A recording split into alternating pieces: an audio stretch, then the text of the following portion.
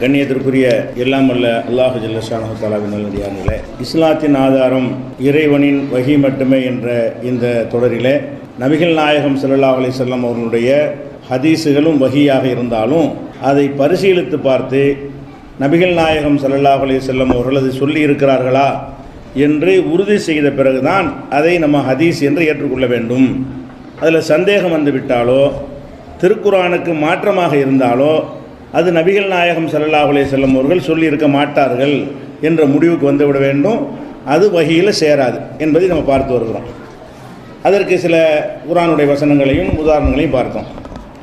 அந்த தொடரில் நபிகள் நாயகம் ஸல்லல்லாஹு அலைஹி வஸல்லம் சொல்கிறாங்க, மன் ஹத்தஸ அன்னி பி ஹதீஸின், என் வழியாக ஒருவன் ஒரு ஹதீஸை அறிவிக்கிறான், யுரா அன்னஹு கிதுபுன், அது பொய் என்று கேட்பவர்களால் கருதப்படுகிறது. அந்த மாதிரி செய்தி என் வழியாக கேட்கும் போதே பொய் என்று கருதும் வகையில் ஒரு செய்தியை ஒருவன் அறிவிப்பானேயானால் ஃபஹுவ அஹதுல் காதிபீன், அவன் பொய்யர்களில் ஒருவன் என்று நபிகள் நாயகம் ஸல்லல்லாஹு அலைஹி வஸல்லம் சொல்கிறாங்க. அப்போ ரசூல் ஸல்லல்லாஹு அலைஹி வஸல்லம் சொன்னதாக ஒரு செய்தி வந்தால் அதை கேட்டவுடனே பொய்யின் பளிச்சுன்னு சில தெரியும். இப்படி இல்லாமல் ரசூலுல்லாஹ் சொல்லியிருப்பாங்க. இந்த மாதிரி இருக்குமையானால் அது நான் சொன்னது இல்லை, அது ஒரு பொய்யன் சொன்னது, நீங்களும் ஒரு பொய்யன் ஆகிருவீங்க என்று நபிகள் நாயகம் ஸல்லல்லாஹு அலைஹி வஸல்லம் சொன்னதாக சஹீ முஸ்லீமில் மொதல் ஹதீஸை தான். முஸ்லீம் எடுத்தீங்கன்னா அதில் ஃபஸ்ட்டு ஹதீஸை என்ன, இதிலேருந்து ஆரம்பிப்பார். அப்போ ஒரு ரசூல் ஸல்லல்லாஹு அலைஹி வஸல்லம் வழியாக ஒரு செய்தியை பொய் என்று கருதப்படுமோ என்கிற ஒரு செய்தியை ஒருவர் அறிவிப்பாரையானால் அவரும் பொய்யர்களில் ஒருவர் என்கிற இந்த ஹதீஸும் அந்த மெசேஜை பரிசீலிக்க வேண்டும். அந்த மெசேஜும் சரியாக இருக்கணும், அறிவிப்பாளரும் சரியாக இருக்கணும், அந்த கருத்தும் சரியாக இருக்க வேண்டும் என்பதற்கு இந்த ஒரு ஹதீஸும் ஆதாரமாக இருக்கிறது. அதே போல நபிகள் நாயகம் ஸல்லல்லாஹு அலைஹி வஸல்லம் சொல்கிறாங்க, இதா சமயத்துமுல் ஹதீஸ் அன்னி, என் வழியாக நீங்கள் ஒரு ஹதீஸை கேள்விப்படுகிறீர்கள். ரசூல் ஸல்லல்லாஹு அலைஹி வஸல்லம் சொன்ன சரியான ஹதீஸ் இது. என் வழியாக நீங்கள் ஒரு ஹதீஸை கேள்விப்படுகிறீர்கள், அது தாரிஃபுஹு குலூபுக்கும், உங்களுடைய உள்ளங்களுக்கு அது நல்ல செய்தி என்று படுகிறது, நல்ல செய்தி என்று படுகிறது. ஓ தலீனுலகு அஷாருக்கும், உங்களுடைய மயிர்கால்கள் எல்லாம் முடிகள் எல்லாம் சிலிர்த்து கொள்கிறது, அது கேட்டவுடனே அழகான செய்தியாக இருக்கிறது என்று என்ன செய்கிறது, சிலிர்த்து கொள்கிறது. ஓ அபுஷாருக்கும், உங்களுடைய மேனியும் சிலிர்க்கிறது.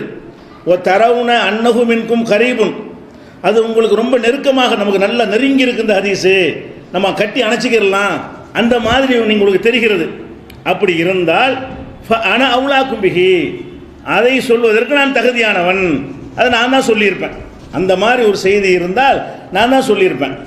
ஆனால் வைதா சமயத்துமுல் ஹதீஸ் அன்னி, என் வழியாக ஒரு செய்தியை நீங்கள் கேட்கிறீர்கள், துன்கிர்ஹு குலூபுக்கும், உங்கள் உள்ளங்களே அது தவறு என்று சொல்கிறது. ரசூல்லா சொன்னாங்கன்னு சொல்லும்போது ரசூல்லா இப்படியா சொல்லுவாங்க அப்படின்னு உங்களுக்கு படுகிறது. தன்ஃபுர் அஷாருக்கும் அபுஷாருக்கும், உங்களுடைய மேனி உங்களுடைய முடிகள் எல்லாம் இப்படி வெறுக்கிறது, இப்படி ரசூல்லா சொன்னா இப்படியா சொல்லுவாங்க ரசூல்லா அப்படின்னு உங்களுக்கு படுகிறது. ஓ தரவுன அன்னகும் மின்கும் பாயுதுன், இது ரொம்ப தூரமாக நின்றுக்குருவோம் அப்படின்னு நீங்களே ஒதுங்குற அளவுக்கு அது இருக்கிறது. அதை விலைக்கு சொன்னால் விலைக்கு சொல்ல வைக்கப்படுற அளவுக்கு இருக்கிறது. அந்த மாதிரி ஒரு செய்தி இருக்குமையானால் ஆனால் அபாதுக்கும் மின்ஹு, அதை விட்டு நான் ரொம்ப தூரமான, நான் சொன்னது இல்லை. என் வழியாக ஒரு செய்தி வரும் பொழுது அவர் சொன்னார் இவர் சொன்னார் இவர் சொன்னாருங்கிறதையும் பாருங்க, அது ஒரு விஷயம், நம்மளாக எடுத்துக்கொண்ட முடிவது. அதே குர்ஆன் அடிப்படையில் அறிவிப்பாளரையும் பாருங்க, மெசேஜையும் பார்க்கணும். அந்த மெசேஜ் எப்படி இருக்கணும்னா, இதை ரசூல் ஸல்லல்லாஹு அலைஹி வஸல்லம் சொல்வதற்கு தகுதியாக அந்த மெசேஜ் இருக்குதா, ஒரு சாதாரண ஒரு மனிதன் கூட சொல்ல துணியாத, சொல்லத்தகாத, செய்யத்தகாத காரியத்தை நபிகள் நாயகம் ஸல்லல்லாஹு அலைஹி வஸல்லம் அவங்களோட சம்பந்தப்படுத்தி வந்தால் நம்ம உள்ளம் இருக்குமா இருக்காதா, இருக்கும். ரசூல் ஸல்லல்லாஹு அலைஹி வஸல்லம் சொன்னது அப்படி இல்லாமல் தொழுகை இபாதத்து வணக்க வழிபாடு அது மாதிரி உள்ளதா வறுமையானால் அதை நம்ம உள்ள என்ன செய்யும், வரவேற்க விரும்பும். அப்போ அந்த மாதிரியான ஒரு அடிப்படையில் நீ ஹதீஸை பார்க்கணும். இப்போ ஹதீஸை பார்ப்பது, அறிவிப்பாளரை பார்ப்பது எப்படி அவசியமோ அதுவும் அவசியம்தான். ஏன்னா அதுதான் நம்ம முன்னாடி இருக்கிற வழி. ரசூலுல்லாஹ் சொன்னாங்க என்பதை நம்ம நேராக கேட்கல, அறிவிப்பாளர்கள் வழியாகத்தான் அறிந்து கொள்கிற நிலையில் இருக்கிறோம். அதையும் பரிசீலனை பண்ணுவோம். அதுக்கும் குர்ஆன் ஹதீஸில் ஆதாரம் இருக்கிறது. அதோட மெசேஜையும் பாருங்கள், அறிவிப்பாளரையும் பார்த்துருங்க. அந்த அறிவிப்பாளர்களால் சொல்லப்படுற செய்தி என்ன மாதிரி இருக்கிறது, அதை சனதையும் பார்க்கணும். மற்றனையும் சனதுன்னா இவர் சொன்னார் அவர் சொன்னார் அவருக்கு இவர், இது சனது. இதை சொன்னார் மெசேஜ் வரும்ல, அதுக்கு பேர் மத்தன். சனதையும் நம்ம பார்க்க வேண்டும். மத்தன் என்கிற உள்ள அந்த கரு இருக்கிற ஹதீஸுடைய கரு, அந்த கருவையும் பார்க்க வேண்டும் என்று இந்த முஸ்னத் அஹ்மதில் நபிகள் நாயகம் ஸல்லல்லாஹு அலைஹி வஸல்லம் சொன்னதாக 15478 ஹதீஸில் இருக்கிறது. அப்போ இதையும் நேற்று சொன்ன அந்த செய்திகளை வைத்து பார்த்தால் உங்களுக்கு என்ன தெரியுதுன்னா, குர்ஆனுக்கு மாற்றமாக ஹதீஸ் இருக்காது. ரசூல் ஸல்லல்லாஹு அலைஹி வஸல்லம் குர்ஆனை விளக்குவதற்கு வந்திருக்கிறார்கள், எதிராக பேச மாட்டார்கள். எதிராக இருக்கிறதாக வறுமையானால் அது ஹதீஸ் அல்ல. அப்படி மறுத்தா ஹதீஸை மறுக்கிறவன் ஆக மாட்டான். எல்லாரும் மறுக்கிறாங்கன்னு சொல்லிட்டோம். லைஃப் என்றும் சாது என்றும் மக்லூபி என்றும் முல்தரபி என்றும் பல பெயர்களை வைத்துக்கொண்டு ஹதீஸ்களை மறுக்கத்தான் செய்கிறார்கள். தக்க காரணம் இருக்கிறதுனால ஹதீஸ் மறுப்பாளர்கள் சொல்றது இல்லை. அதை விட தக்க காரணம் எதுக்கு இருக்கிறது? குர்ஆனுக்கு மாத்தவன்னு மறுக்கும்போது இருக்கிறது. அவர் சரியில்லை இவர் சரியில்லைன்னு மறுக்கும்போது இருக்கிற காரணத்தை விட இது அல்லாஹ்வுடைய வேதத்துக்கு எதிராக இருக்கிறது அப்படிங்கிற காரணத்துக்காக மறுத்தால் அது எப்படி ஹதீஸ் மறுப்பாகும்? ரசூலுல்லாஹ் சொல்லலன்னு தானே மறுக்கிறோம், ரசூலுல்லாஹ் சொன்னதையா மறுக்கிறோம். இதை நபிகள் நாயகம் ஸல்லல்லாஹு அலைஹி வஸல்லம் சொல்லியிருக்க மாட்டார்கள், குர்ஆனுக்கு மாற்றமாக சொல்லியிருக்க மாட்டார்கள் அப்படிங்கிறத விளங்கிக் கொள்கிறோம். இது தொண்டு தொட்டு இந்த ஷோபா, இந்த யஹ்யா இப்னு சயீதுல் கத்தான், அஹ்மது பின் ஹம்பல், புகாரி, இது மாதிரியான அறிஞர்கள் எல்லாம் இந்த விதியை ஒரு ரூலாக உருவாக்குவதற்கு முன்னாடியே சஹாபாக்கள் மத்தியில் இந்த விதி இருந்திருக்கிறது. அவங்க விதியாக பேசிக்கொள்ளாவிட்டாலும் ஒரு ஹதீஸின் வந்தவன் என்ன செய்வாங்க, சஹாபி தான் சொல்கிறாரு. சஹாபி காலத்தில் சஹாபி தானே சொல்லுவார். ஒரு சஹாபிக்கு இன்னொரு சஹாபி சொன்னால் இருக்காத, இப்படி ரசூலுல்லாஹ் சொல்லியிருக்க மாட்டாங்களே, குர்ஆனில் இப்படி இருக்குது. சஹாபாக்கள்கிட்ட நடந்திருக்கு. சஹாபாக்கள் மத்தியில் அவங்கள யாரையும் அறிவிப்பாளரை உரச தேவையே இல்லைங்க. சஹாபிக்கு சஹாபி தான் சொல்லுவார். நம்ம என்ன செய்யணும், சஹாபிக்கு அளவுகோல் அவங்கள விமர்சிக்க கூடாதுன்னு வச்சுருக்கிறோம். சஹாபாக்களை பொறுத்தவரை அவங்க தங்களுக்குள்ள சமம் என்கிற வகையில் ஒரு சஹாபி ரசூலுல்லாஹ் சொன்னதாக சொன்னாரையானால் இன்னொரு சஹாபி கேட்பாரு, சொல்லியிருக்க முடியாது, இது இந்த வசனத்துக்கு மாற்றமாக இருக்கிறது, இந்த வசனம் இப்படி சொல்லுது, அந்த வசனம் அப்படி சொல்லுது, அதுக்கு மாற்றம் அது இப்படி இருந்தால் ரசூலுல்லாஹ் சொல்லியிருக்க மாட்டாங்க, நீ ஒழுங்காக கவனிச்சிருக்க மாட்டே, ரசூலுல்லாஹ் சொன்னது சரியா. அப்படின்னா என்ன விளங்குறோம்? நபிகள் நாயகம் ஸல்லல்லாஹு அலைஹி வஸல்லம் அவர்கள்ட்ட பயிற்சி பெற்ற தோழர்களை இந்த பயிற்சியை தான் பெற்றார்கள். விவரமான அறிஞர்கள் என்று அறியப்பட்ட தோழர்கள் எல்லாம் குர்ஆனுக்கு மாற்றமாக வந்தால் நம்ம ஏற்றுக்கிற கூடாது. அதற்கு நிறைய சான்றுகள் இருக்கிறது. உதாரணமாக அந்த ஒரு ஃபாத்திமா பின்த் கைஸ் என்று ஒரு அம்மா, அவங்கள விவாகரத்து பண்ணுறார் கணவர். விவாகரத்து பண்ணவுடனே அவர் ரசூல் ஸல்லல்லாஹு அலைஹி வஸல்லம், அந்த ஹதீஸில் வருது, ரசூல் ஸல்லல்லாஹு அலைஹி வஸல்லம் அவர்கள் அந்த பெண்ணுக்கு தங்குற வசதியும் செய்து கொடுக்க தேவையில்லை, செலவீனமும் கொடுக்க தேவையில்லை என்று ரசூலுல்லாஹ் தீர்ப்பளித்ததாக அந்த அம்மா சொல்கிறாங்க. ரசூல் ஸல்லல்லாஹு அலைஹி வஸல்லம் அவர்கள் என்னுடைய கணவர் என்னை விவாகரத்து செய்த போது எனக்கு என்ன செய்யலை, தங்குற இடத்துக்கு கணவரை பொறுப்பாக்கவில்லை, உணவு தர்ற பொறுப்பை என்ன செய்யலை, விவாகரத்து செஞ்சு அந்த அவங்களுக்கு நஷ்டஈடு கொடுக்கணும்ல, அதுக்கு பொறுப்பாகவில்லை அப்படின்னு ஒரு அம்மா சொல்கிறாங்க. அப்போ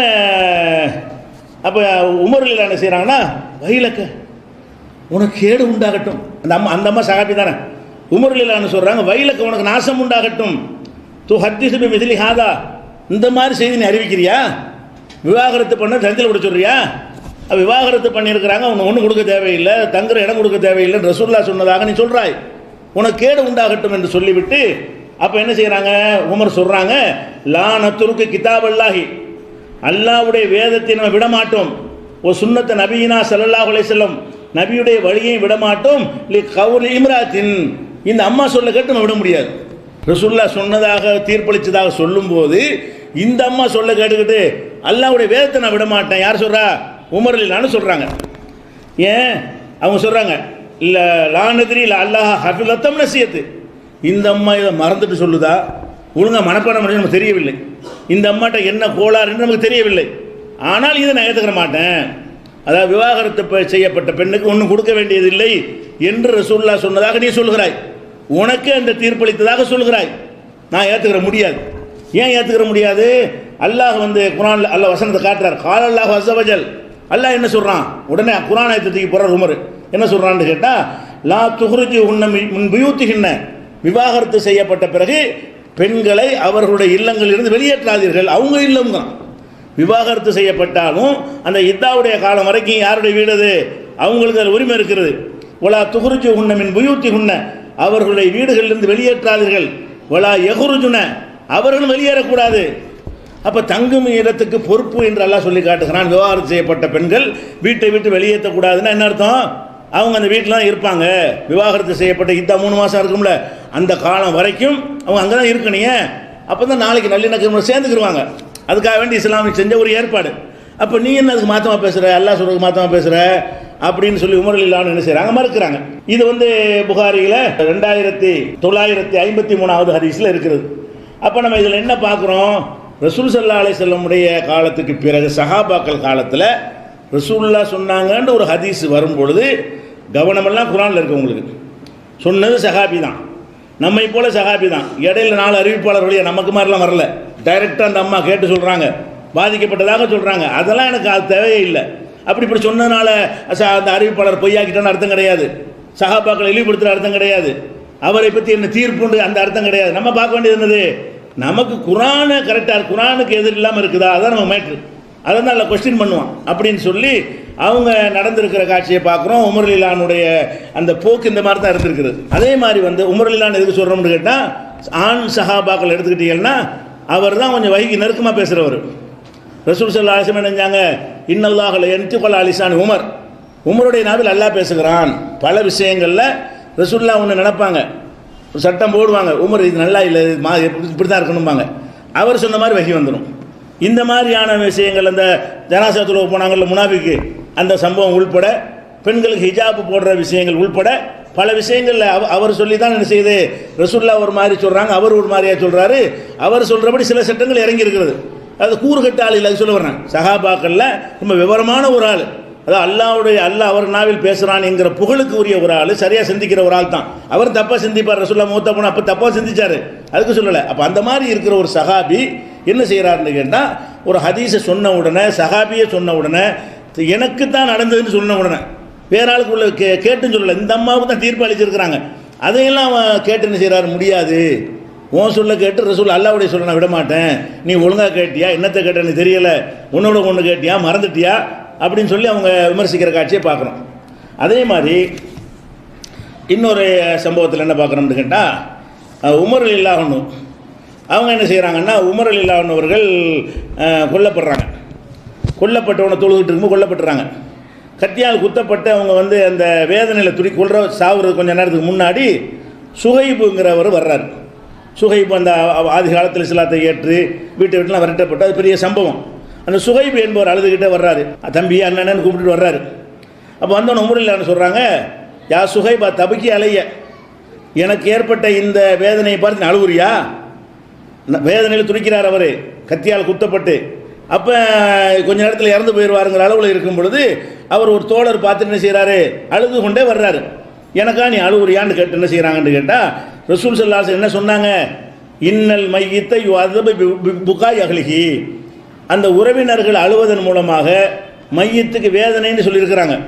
நீ அழுதா நான் செத்து போயிட்ட எனக்கு வேதனை, எனக்காக நீ அழுதால் எனக்கு வேதனை செய்யப்படும் என்று உமர் ரலியல்லாஹு அன்ஹு சொன்னாங்க. இப்படி ஒரு சம்பவம் நடக்கிறது.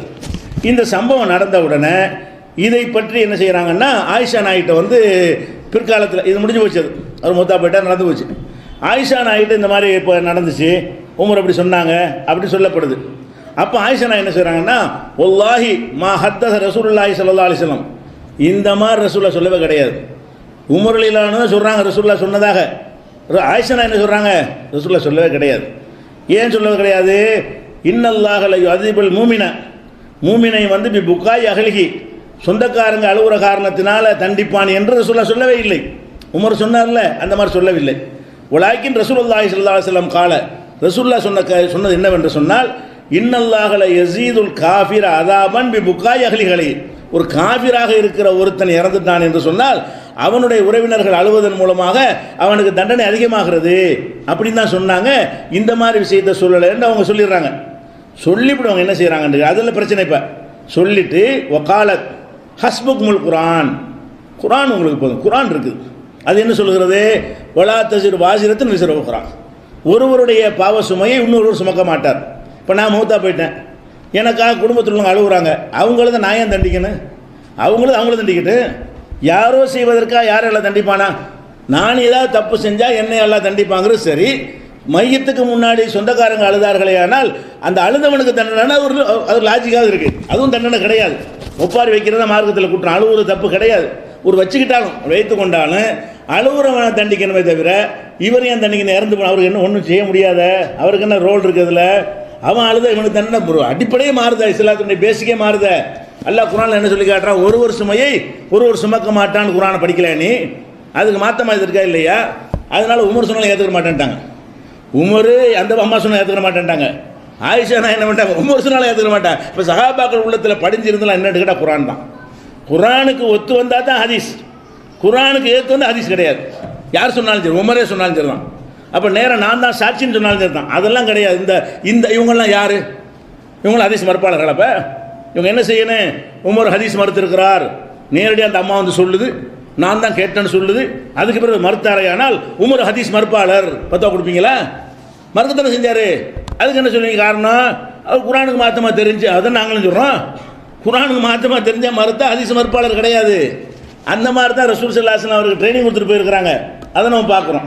இதே மாதிரி வந்து அந்த இறந்த இதே மாதிரி இப்னு உமர் அவர் என்ன செய்வார்ன்றா, பத்ர் போர்க்களத்தில் கொல்லப்பட்டவங்கலாம் ஒரு கிணத்துல தூக்கி போடுவாங்க. போட்டவொன்னே என்ன செய்வாங்க? ரசூல் ஸல்லல்லாஹு அலைஹி வஸல்லம் பேசுவாங்க. எப்படி இந்த மாதிரி இன்னா வஜத்னா மாவாத ரப்புனா ஹக்கா, எங்கள் இறைவன் எங்களுக்கு வாக்களித்து நாங்கள் அடைந்து கொண்டோம். ஃபஹல் வஜத்தும் மாவாத ரப்புக்கும் ஹக்கா, உங்கள் இறைவன் உங்களுக்கு வாக்களித்து நீங்கள் அடைந்து கொண்டீர்களான்னு கேட்பாங்க. அப்போ உமர்லான்னு கேட்பாங்க, அத்து கல்லிமு அஜிசாதனில் அருவாகலகா, உயிரில்லாத இந்த பணத்தோட பேசுகிறீங்க அப்படின்னு உமர் அப்ஜெக்ஷன் பண்ணுவாங்க. அப்போ ரசூலுல்லாஹ் சொல்லுவாங்க, அவர்கள் நான் இப்போ சொல்வது கேட்குறார்கள், இன்னஹும் யஸ்மவுனலான், நான் சொல்கிறத இப்போ கேட்குறாங்க அப்படின்னு யார் சொல்கிறா? ரசூல் ஸல்லல்லாஹு அலைஹி வஸல்லம் சொன்னதாக ஒரு ஹதீஸ். இது ஆயிஷா நாயகி கவனத்துக்கு வருது. இப்படி ரசூலுல்லாஹ் சொன்னாங்க, இப்படி உமர் இப்படி திருப்பி கேட்டார். அப்போ ரசூலுல்லாஹ் என்ன சொன்னாங்க? நான் பேசுவதை அவர்கள் கேட்கிறார்கள், இறந்தவர்கள் என்ன செய்கிறார்கள்? கேட்கிறார்கள்னு சொல்லி ஹதீஸ் வந்தவுடனே ஆயிஷா நாயகி மறுக்கிறாங்க, முடியாது, இப்படி சொல்லியிருக்க முடியும். ரசூலுல்லாஹ் எப்படி சொல்லுவாங்க? அல்லாஹ் குர்ஆன்ல என்ன சொல்கிறான்? இன்னக்கலா துஸ்மியுல் மௌத்தான்னு சொல்கிறானா இல்லையா? இறந்து போனவர்களை உம்மால் கேட்க செய்ய முடியாது. குர்ஆன் வசனம் என்னதுக்கு? ரசூலுல்லாஹ் பார்த்தா அல்லாஹ் சொல்லுகிறான், இன்னக்கலா துஸ்மியுல் மௌத்தா, மௌத்தா போன ஆட்களை உனக்கு கேட்க செய்ய முடியாது. அல்லாஹ்வுடைய வசனம். ஒமா அன்த பி முஸ்மியின் மன்ஃபில் குபூர், கபர்களில் உள்ளவர்களை உன்னால் கேட்க செய்ய முடியாது. இந்த இரு வசனங்களும் குர்ஆனில் இருக்கிறது. இது என்ன சொல்லுகிறது என்று சொன்னால், மௌத்தா போன ஆளுக்கு இந்த உலகத்தில் பேசுகிற பேச்சு கேட்காது, ரசூலே பேசினாலும் கேட்காது. ரசூலை பார்த்தா நான் சொல்லி காட்டுறோம். ஒமா அந்த நீன்னு தான் சொல்கிறான். இன்னக்க நீ கேட்க செய்ய முடியாதுன்னா நமக்கெல்லாம் முடியாது. ரசூலுக்கே கேட்க செய்ய முடியாதுன்னா நம்ம போய் அவளியாவில் காதர் பாச்சான்னு கூப்பிட்றாங்களே, அது எப்படி கேட்கும்? அப்போ ரசூலுக்கே என்ன செய்யாது? இவர் பேசுகிறத கேட்க செய்ய முடியாது. அது மாதிரி உமா அன்தன் தான் சொல்கிறான், நீ கேட்க செய்ய முடியாது. முஸ்லிமின் மன்ஃபில் குபூர், கபரில் உள்ளவர்களை உன்னால் கேட்க செய்ய முடியாது. இந்த ரெண்டு ஆயத்தை வைத்து ஆயிஷா என்ன சொல்கிறாங்கன்னு கேட்டால் இப்படி சொல்லலை, வேறு எப்படி சொன்னாங்க? அவங்க கேட்டு சொல்கிறாங்களா, ஊகி சொல்கிறாங்களா, அது ஒரு விளக்கமாக சொல்கிறாங்களா தெரியல. அவங்க என்ன சொல்கிறாங்கன்னா, இன்னகும் இல்லை ஏழமூனலாம், அவர்கள் இப்போ விளங்கி கொண்டார்கள். உள்ளே போனவுடனே நம்ம தான் எல்லாம் ஆட்ட முடியல. இப்போ அவங்களுக்கு அந்த கபரில் அடக்கம் செய்யப்பட்ட பிறகு, எல்லாம் விட்டுட்டு போன பிறகு, மலக்குகள்லாம் விசாரிக்க வந்த பிறகு அவங்களுக்கு விஷயம் விளங்கி போச்சு. என்ன விளங்கிருச்சு? நம்ம வந்த பாதை தப்பு, முகமது சொன்ன பாதை சரி என்று விளங்கி கொண்டார்கள் தான் சொன்னார்களே தவிர கேட்கிறார்கள் சொல்லவில்லை. ரசூலுல்லாஹ் சொன்ன வாசகம் என்னவா? இன்னகும் இல்லை ஏழமூனல் ஆண், இப்போ விளங்கி கொண்டார்கள். இங்கே இருக்கிற ஆட்டோமேட்டிக்கில் இப்போ கபருக்குள்ளே தள்ளணும்னு விளக்கிட்டான். எல்லா காவிரும் வழங்குவானா இல்லையா? எல்லா காவிரும் கபூரில் அடக்கம் செய்யப்பட்ட பிறகு நம்ம வந்த ரூட்டு தப்புன்னு வழங்குவான்ல, அதைத்தான் ரசூலுல்லாஹ் சொன்னாங்களே தவிர நான் பேசுவதையெல்லாம் அவர்கள் கேட்பார்கள் என்று சொல்லவில்லை. ஏன் அப்படி நான் சொல்கிறேன் என்றால், அல்லாஹ் இப்படி சொல்கிறான்னு வசனத்தை காட்டுறாங்க. ரெண்டு வசனத்தை எடுத்துக்க, குர்ஆனில் உள்ள ரெண்டு வசனத்தை காட்டி சொல்கிறாங்க. இது புகாரியில் 3681வது ஹதீஸில் இருக்கிறது. அப்போ ரசூல் ஸல்லல்லாஹு அலைஹி வஸல்லம் அவர்கள் இறந்தவர்களை செவியேற்க செய்வார்கள் அப்படிங்கிற ஒரு கருத்து சொன்னதை ஒத்துக்கிற மாட்டேங்கிறாங்க. ஏன் சொன்னவர் இப்னு உமர் சாதாரண ஆளா? உமர் சாதாரண ஆளா? இப்போ ரசூலுல்லாஹ் சொன்னதாக அவர் தான். இன்னும் சொல்லப்போனால் இவங்கெல்லாம் பாட்டில் இருந்திருக்க மாட்டாங்க, அடக்கம் செய்கிற இடத்துலலாம் அவங்க தான் இருந்திருப்பாங்க, நேரடியாக கேட்டு தான் சொல்லியிருப்பாங்கன்றாலும் அவங்க என்ன யோசிக்கிறாங்க? வார்த்தை ஒன்று முன்னுக்கு விளங்கியிருப்பாங்க. குர்ஆனுக்கு மாற்றமாக ரசூலுல்லாஹ் சொல்ல மாட்டாங்க, அதுக்கு ஏற்றவாறு மாற்றிக்கிறணும். குர்ஆனுக்கு ஏற்றவாறு ரசூலுல்லாஹ் சொல்லுவாங்களே தவிர குர்ஆனுக்கு எதிராக எப்படி சொல்லியிருப்பாங்க? கேட்பார்கள்னா முடிஞ்சு வச்ச குர்ஆனை மறுத்தாச்சே, அந்த மறுப்பு நம்ம செய்யக்கூடாது என்று ஆயிஷா நாயகி இருந்தாங்களே. இது என்ன? இது அவங்க அகல குர்ஆனை மறுக்கிறவங்களா? குர்ஆனுக்கு எதிரானவர்களா? அப்போ ஹதீஸ் மறுப்பா, அவங்க ஹதீஸ் மறுப்பாளர்களா பார்க்கணும். இதே மாதிரி இன்னொரு சம்பவத்தை பாருங்க. நிறைய ஹதீஸுகளை பார்த்தோம்னு சொன்னால் புதுசாக நம்ம சொல்கிற மாதிரி சித்தரிக்கிறாங்க. விதியில் இல்லை ரூலில் என்னன்னு நம்ம சொல்ல போகிறோம் பின்னாடி. சஹாபாக்களை இந்த மாதிரி நடைமுறையில் கடைப்பிடிச்சிருக்கிறாங்க. அவங்க காலத்தில் இந்த மாதிரி கரெக்டாக இருந்தால் தான் ஏற்றுக்குருவாங்க, குர்ஆனுக்கு ஒத்து இருந்தால் தான் ஏற்றுக்குருவாங்கன்னு பார்க்கணும். அதே மாதிரி இன்னொரு விஷயம் என்னென்னு கேட்டால், அபூ ஹுரைராவை அறிவிக்கிறார். என்ன அறிவிக்கிறார்னு கேட்டால், 3 விஷயங்களில் சகுனம் இருக்கிறது. அபூ ஹுரைரா அறிவிக்கிற ஹதீஸு. இது புகாரியில் 2858, 5772, 5753, 5093 ஆகிய ஹதீஸுகள் இருக்கிறது. சகுனம் பார்க்கறது இருக்குல்ல, அது 3 விஷயத்தில் இருக்கிறது. 3 விஷயம் என்ன? ஒன்று வந்து அல் ஃபர்ஸ், குதிரை. ஒருத்தன் ஒரு குதிரையை வாங்கிட்டான், வாங்கி இதை நொடிச்சு போயிட்டான்னு வைங்களேன், இந்த குதிரைனால தான் நொடிச்சான்னு சொல்லலாம். அது சகுனண்டா தானே. இந்த பொண்ணு வந்து தான் வீடு உருப்படாமல் போச்சுன்னு சொல்லுவாங்கல்ல, இந்த புள்ள பிறந்துச்சு எல்லாம் தரத்தினையும் முடிச்சு போச்சு அப்படிம்பாங்க. இப்படி எல்லாம் பார்க்குறதுக்கு தான் சகுனம். இப்படி சகுனம்னா என்னன்னு கேட்டால், தனக்கு ஏற்படக்கூடிய இழப்புகளை எதன் மீதாவது சம்மந்தப்படுத்துறது. இந்த பூனை குறுக்க போனால் இந்த நடந்துச்சு, யானை பார்த்தா நடந்துச்சுன்னு சொல்கிறோம்ல, இந்த மாதிரி சொல்வதெல்லாம் தப்பு. 3 விஷயத்தை சொல்லலாம். ரசூல்லா வந்து சகுனத்தை முழுசாக தடுத்துட்டாங்களாம். 3 விஷயத்தில் சகுனம் பார்க்கலாம் என்று ரசூல்லா சொன்னதாக அபூ ஹுரைரா அறிவிக்கிறார். 3ல் ஒன்று என்ன? அல் ஃபர்சு, குதிரை. குதிரையை வச்சுக்கிட்டு டெவலப் பண்ணி கூட காரு வாகனத்தில் கூட வச்சுக்கலாம். இந்த கார் வந்து தான் எல்லாம் நஷ்டமாகி போச்சு அப்படிலாம் சொல்கிறவங்களாம் இருக்கிறாங்க. சரி. 2வது ஒரு மரத்து, பெண். ஒரு வீடு ஒரு பெண் வாழ்க்கப்பட்டு வர்றான், நல்ல வசதியாக வச்சுன்னு வைங்களேன், இது அப்படி செல்வம், அந்த பொண்ணு வந்து காலை வச்சா குளிக்குதுமாங்க, நொடிச்சு போச்சுன்னு வைங்களேன், இவன் வந்து காலை வச்சவனை உருப்படாமல் போச்சு சொல்கிறாங்களா இல்லையா? அதுக்கு அது அப்படி சொல்லலாம்னு இருக்குது இந்த ஹதீஸ் பிரகாரம். இந்த அபூ ஹுரைரா அறிவிக்கிற பிரகாரம் ரசூலுல்லா சொன்னதாக தான் சொல்கிறாரு. குதிரையை சம்பந்தப்படுத்தி இந்த மாதிரி பேசிக்கொள்ளலாம், பெண்களை சம்பந்தப்படுத்தி பேசிக்கொள்ளலாம். ஒத்தார், வீடு. ஒரு வீடு மாறுற வீடு வாங்குகிறோம், அந்த வீட்டில் நல்லா இருந்தோமா, இந்த வீட்டுக்கு மாறி வந்தவன வயிற்று வலி, தலைவலியும், காய்ச்சலும், மவுத்தும், அது மாதிரி பல நஷ்டம் ஏற்பட்டு இருக்குவீங்களேன், உடனே என்ன செஞ்சிடறது? இந்த தரித்திரம் பிடிச்ச வீடு, இந்த வீட்டை வாங்கிறாதியே அப்படின்னு சொல்கிறோமா இல்லையா? இப்போ தரித்திரம் பிடித்த ஒரு பெண்ணு, தரித்திரம் பிடித்த வீடு, தரித்திரம் பிடித்த குதிரைன்னு சொல்கிறதுக்கு அனுமதி இருக்குது. வேறு எதுக்கு சொல்லக்கூடாது, எல்லாத்துலேயும் தரித்திரம்னு சொல்லக்கூடாது, இந்த 3க்கு மட்டும் சொல்லலாம் என்று ரசூலுல்லாஹ் சொன்னதாக யார் சொல்கிறா? அபூ ஹுரைரா சொல்கிறார். இப்போ இதை வந்து யாருமே ஏற்றுக்கல. எல்லாருமே அந்த பரையல்விகளை ஏற்றுக்குறாங்க, எல்லாம் செய்யலாங்கிற ஏற்றுக்குருவான். ஏகத்துவ கொள்கையில் உள்ள ஆளுக்கு ஏற்றுக்கிற மாட்டாங்க. குர்ஆன் மறுப்பாளர்கள் கூட்டம் இருக்காங்களே, அவங்க உள்பட ஏற்றுக்கிற மாட்டாங்க. அப்போ என்ன மேட்டர்ன்னு கேட்டால், ஆயிஷா நாய் என்ன செய்கிறாங்கன்னு கேட்டால், இந்த மாதிரி சொல்லவில்லை ரசூலுல்லா, இவர் பாதி விட்டுட்டாரு. ரசூல் ஸல்லல்லாஹு அலைஹி வஸல்லம் நாங்கள் இப்படி சொல்லவே இல்லை. என்ன சொன்னாங்கன்னா, கான யக்கூல், ரசூல் ஸல்லல்லாஹு அலைஹி வஸல்லம் சொல்லி கொண்டிருந்தார். நான் அவங்க கேட்டுருக்குறாங்க. என்ன சொல்கிறாங்கன்னா, கான அஹ்லுல் ஜாஹிலியத்தி யக்கூலுன், அறியாமை காலத்து மக்கள் சொல்லி கொண்டிருக்கிறார்கள், அத்தீரத்து ஃபில் மரத்தி ஒத்தாரி ஒத்தாபத்தி, சகுனம் என்பது பெண்ணிடமும் வீட்டிலையும் வாகனத்திலும் இருக்கிறது என்று அறியாமை கால மக்கள் சொல்கிறார்கள் என்று ரசூலுல்லா சொன்னாங்க. அதை விட்டார் இவர். ரசூலுல்லா வந்து அவங்க ஆதரித்து சொல்லலை, இந்த முட்டாப்பையில் சொல்கிறாங்கன்னு சொன்னதை, இந்த முட்டாப்பையில் சொன்னாங்கன்னு மட்டும் விட்டுவிட்டார் அவர். அது ரசூலுல்லாவை அங்கீகரிச்ச மாதிரி. இந்த முட்டாப்பையை சொல்கிறான்னு சொன்னோம்னா அது கண்டிக்கணும்னு அர்த்தம். இந்த 3 விஷயத்தில் சகுனம் இருப்பதாக மூடர்கள் சொல்கிறார்கள் அப்படிங்கிறோம். மூடர்கள் சொல்கிறார்கள்னா என்ன அர்த்தம்? அது நமக்கு உள்ளது இல்லைன்னு அர்த்தம். இவர் என்ன பண்ணிட்டாருன்னு கேட்டால், இந்த மூடர்கள் சொல்கிறார்களை விட்டுவிட்டார், கவனிக்காமல் இருந்திருப்பார். 3ல் இருக்கிறது என்று மூடர்கள் சொல்கிறான்னு சொல்லுவாங்கள்ல, அந்த வாசகத்தை கவனிக்கல. இவர் கேட்காம எதை நோட் பண்ண கவனிக்கும் போது பாதியை மனப்பாடம் பண்ணிட்டார், பாதியை சொல்லலை. அப்போ ஆயிஷா என்ன பண்ணுறாங்கன்னா, இந்த ஹதீஸ் இப்படி இல்லை, இப்படின்னா இது இஸ்லாம் பேசிக். அது காரணம் என்னென்னு கேட்டால், ஒரு ஆயத்தை எடுத்து போடுறாங்க, சும்மா கராத் ஆயிஷா. பிறகு ஆயிஷா ஓதி காட்டினார்கள், மா அஸாப மின் முஸீபத்தின் ஃபில் அர்தி வலா ஃபி அன்ஃபுசிக்கும் இல்லா ஃபி கிதாப், உங்களுடைய பூமியிலேயோ உங்களுக்கு உள்ளேயோ ஏதாவது ஒரு முசீபத்து ஏற்படுமானால், துன்பங்கள் ஏற்படுமானால், அது பதிவேட்டில் உள்ளபடி தான் நடக்கிறது, வீட்டுனால இல்லை, குதிரையினால இல்லை, பெண்ணுனால. உனக்கு எழுதப்பட்டுருச்சு, உனக்கு வந்து இத்தனாம் தேதியிலேருந்து உனக்கு இறங்கு முகம்னு எழுதியாச்சு. அது வந்து இந்த வீடு முடிவு பண்ணலை, அந்த நேரத்தில் வீடு மாறிக்கிட்ட, அதனால் சம்மந்தப்படுத்துறதே தவிர அல்லாஹ்வுடைய எல்லா விதமான நல்லது கெட்டதுகள், மனிதனுக்கு ஏற்படுற நல்லது கெட்டது எல்லாமே விதிப்பலகையில் உள்ளபடி நடக்குது என்று குர்ஆன் இருக்கிறதுனால, குர்ஆனுக்கு மாத்தமாக ரசூல் அப்படி சொல்லுவாங்க அப்படிங்கிறதுனாலே மறுக்கிறாங்க.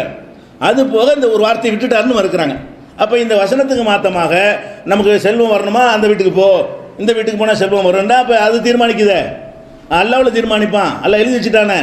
அப்போ அந்த மாதிரியான ஒரு பெண் வந்ததுனால வந்துச்சு, ஒரு குதிரை வந்ததுனால வந்துச்சு, தரித்திரத்துக்கும் சரி பாக்கியத்துக்கும் சரி தொடர்படுத்தக்கூடாது. அல்லாஹ் நமக்கு நாடி இருக்கிறான், எல்லாம் நமக்கு இறங்கு முகம் நாடி இருக்கான், இறங்கிட்டோம். ஏறு முகம்னு நாடி இருந்தானா ஏறிக்கிறோம். இதுதான் விளங்க வேண்டிய விஷயம்னு அடிப்படை வளர்க்குறாங்க. இது வந்து இந்த அந்த ஹதீஸை அவங்க மறுத்து சொல்வது வந்து அகமதில் 24,894 அந்த ஹதீஸில் இருக்கிறது.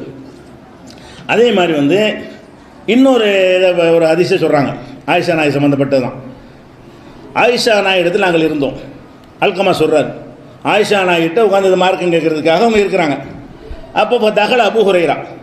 அப்போ அபூ ஹுரைரா உள்ளே வர்றாரு. அபூ ஹுரைரா வந்து உள்ளே வர்ற ஆயிஷா நாயியோட அல்கமா இருந்து இதை பாடம் படிச்சுட்டு இருக்கிறாரு. அப்போ அபூ ஹுரைரா வர்றாரு. வந்தவுடனே ஆயிஷா நாய் கேட்குறாங்க, அன்தல்லதி துஹத்திது, நீ தான் அறிவிச்சிட்டு இருக்கிறியா, அன்ன இம்ராத்தன் உதிபத்து பி ஹிர்ரத்தின், ஒரு பூனையை துன்புறுத்தியதற்காக ஒரு பெண் வந்து வேதனை செய்யப்பட்டால் அது மாதிரி ரபத்தத்துகா அதை கட்டி போட்டு புலம் துத்தையுமுகா, அதுக்கு சாப்பாடு கொடுக்காம தண்ணி கொடுக்காம அது மாதிரி துன்பப்படுத்தினாள் என்று சொல்லி அந்த தொடரும்ல. அது மாதிரி இன்னொரு பெண்ணு நாய் விஷயத்துக்காக வேண்டி நாய்க்கு தண்ணி கொடுத்தா, அதனால எல்லாம் சொர்க்கத்துக்கு அனுப்பிட்டான். இந்த ஹதீஸ் நீ தான் அறிவிக்கிறியா? அவர் அறிவிச்சிருக்காரு. அந்த ஹதீஸ் புகார்லாம் இருக்குது. இந்த ஹதீஸை அறிவித்து நீ தானா? எந்த ஹதீஸை? ஒரு பெண் வந்து கெட்ட பெண், இத்தனைக்கும் கெட்ட பெண்ணு, அவள் வந்து ஒரு நாய் தாகத்தில் தவித்து கொண்டு இருக்கும் பொழுது அந்த தன்னுடைய இதை காலுரையை போட்டு தண்ணி எடுத்து புழிஞ்சு அந்த நாய் தாகத்தை தீர்த்தாங்க. அதனால் அவளுடைய எல்லாத்தையும் எல்லாம் மன்னித்து சொர்க்கத்துக்கு அனுப்பிட்டான் அப்படின்ற ஹதீஸை அறிவிப்பது நீ தானா? அபூ ஹுரைராட்ட கேட்குறாங்க. அவர் என்ன செய்கிறாருன்னு கேட்டால், சமீத்துஹு மின்ஹு, ரசூலுல்லாஹ் சொன்னது நான் கேட்டேன், அறிவிச்சா என்ன தப்புங்கிறாரு. நான் அறிவித்தது நானாக சொன்னது கிடையாது, நபி ஸல்லல்லாஹு அலைஹி வஸல்லம் சொன்னதைத்தான் அறிவித்திருக்கிறேன் அப்படிங்கிறாங்க. அப்போ என்ன செய்கிறாங்கன்னு கேட்டால், அவங்க கேட்குறாங்க, ஹல் தத்ரி மாக்கானத்தில் மரத்து அன்னல் மரத்த மாமா பாலத்து காணத்து காபிரத்தன், நீ சொன்ன அந்த செய்தியில் அவள் காஃபிரான பெண்ணாக இருக்கிறாள் என்று வருகிறது, நீ சொன்ன அந்த செய்தியில். ஆனால் மூமின் வந்து அல்லாஹ்விடத்தில் ரொம்ப கண்ணியமானவன். அவன் வந்து ஒரு பூனையை துன்புறுத்தியதற்காக மூமினை தண்டித்தான் என்பதும், ஒரு நாய்க்கு இன்பம் கொடுத்ததற்காக சொர்க்கத்துக்கு அனுப்பினான், காஃபிருக்கு சொர்க்கம் கொடுத்தான் என்பது இஸ்லாமிய பேசிக்கே மாற்றமானது. ஈமான் இல்லாமல் எந்த ஒரு இதுவும் ஏற்றுக்கொள்ளப்படாதப்பா.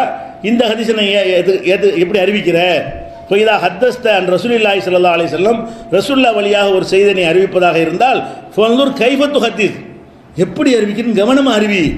அப்போ காஃபிராக இருப்பவர்களுக்கு தான் நம்மளால சொல்லணும், காஃபிராக இருந்தவங்க என்ன தர்மங்கள் செஞ்சாலும் அதுக்கு துன்யாவில் தான் கிடைக்கும், மறுமையில சொர்க்கம் கிடைக்காது. ஈமான் இல்லாமல் எதற்கு நன்மை கிடையாது. அப்போ இந்த காஃபிரான பெண்ணாக இருந்து அவன் நாய்க்கு தண்ணி கொடுத்ததுனால அல்லாஹ் சொர்க்கத்துக்கு அனுப்பிட்டான் என்பது எப்படி இது பேசிக்கு சரியாக வரும் அப்படின்னு அவர் கேட்குறாங்க. அவர் மறுக்கலை, மௌனமாக இருந்துக்கிட்டார். யார்? அபூ ஹுரைரா. இந்த மாதிரிலாம் சொல்லாத, ஒழுங்கு கவனமாக அறிவி, உன்னோட ஒன்று புரிகிற மாதிரி செய்தி அறிவிச்சு விடாதுன்னு சொல்லி கேட்டாங்கன்னு சொல்லி இது முஸ்னத் அகமதில் 10,738 ஹதீஸில் இருக்குது. அப்போ இந்த மாதிரி ஹதீஸ் தான் மறுக்கிறாங்க அவங்க. ரசூலுல்லாஹ் சொன்னதாக அபூ ஹுரைரா சொல்கிறாரு, அவங்க மறுக்கிறாங்க. ஏன் மறுக்கிறாங்க? இது வந்து இஸ்லாமிய பேசிக்கு மாற்றமாக இருக்கிறது, இஸ்லாத்தின் அடிப்படைக்கு மாற்றமாக இருக்கும்போது அதை ஏற்றுக்கொள்ள முடியாதுங்கிற சிந்தனை அப்படி தான் இருந்திருக்கிறது. அதே மாதிரி பாருங்கள், ஒரு அறிவிப்பாளர் வரிசையோடு உள்ள ஒரு விஷயம், அதாவது ரசூல் ஸல்லல்லாஹு அலைஹி வஸல்லம் சின்ன பிள்ளையாக இருந்தாங்கல்ல, அதாவது 7 வயசாக இருக்கும்போது, 7 வயசு 9 வயசு அந்த மாதிரி இருக்கக்கூடிய நேரத்தில் வெளியூருக்கு அபூ தாலிப் என்ன செய்கிறாரு, கூட்டிகிட்டு போயிட்டு வர்றாரு. அதுக்கப்புறம் என்ன செய்கிறாங்கன்னா, அந்த ஒரு பாதிரியார் என்ன பண்ணுறாருன்னா, ரசூலுல்லாஹ் சின்ன பிள்ளையாக இருக்கும்போது அபூ தாலிப்கிட்ட கேட்குறாரு, நீங்கள் வந்து இந்த பிள்ளை என்னோட அனுப்பி வைங்க. யாரை? ரசூலுல்லாஹ் வந்து சின்ன பிள்ளை 9 வயசு பிள்ளையை அனுப்பி வைங்க என்னோட அப்படின்னோடனே அபூ தாலிப் மறுத்துட்டாரான். உடனே அபூபக்கர் என்ன செஞ்சாங்களா, நீ போயிட்டு வான்னு அனுப்பி வச்சாங்களாம் அப்படின்னு ஒரு ஹதீஸ் வருது. அபூ தாலிப் மறுத்து விட்டார்.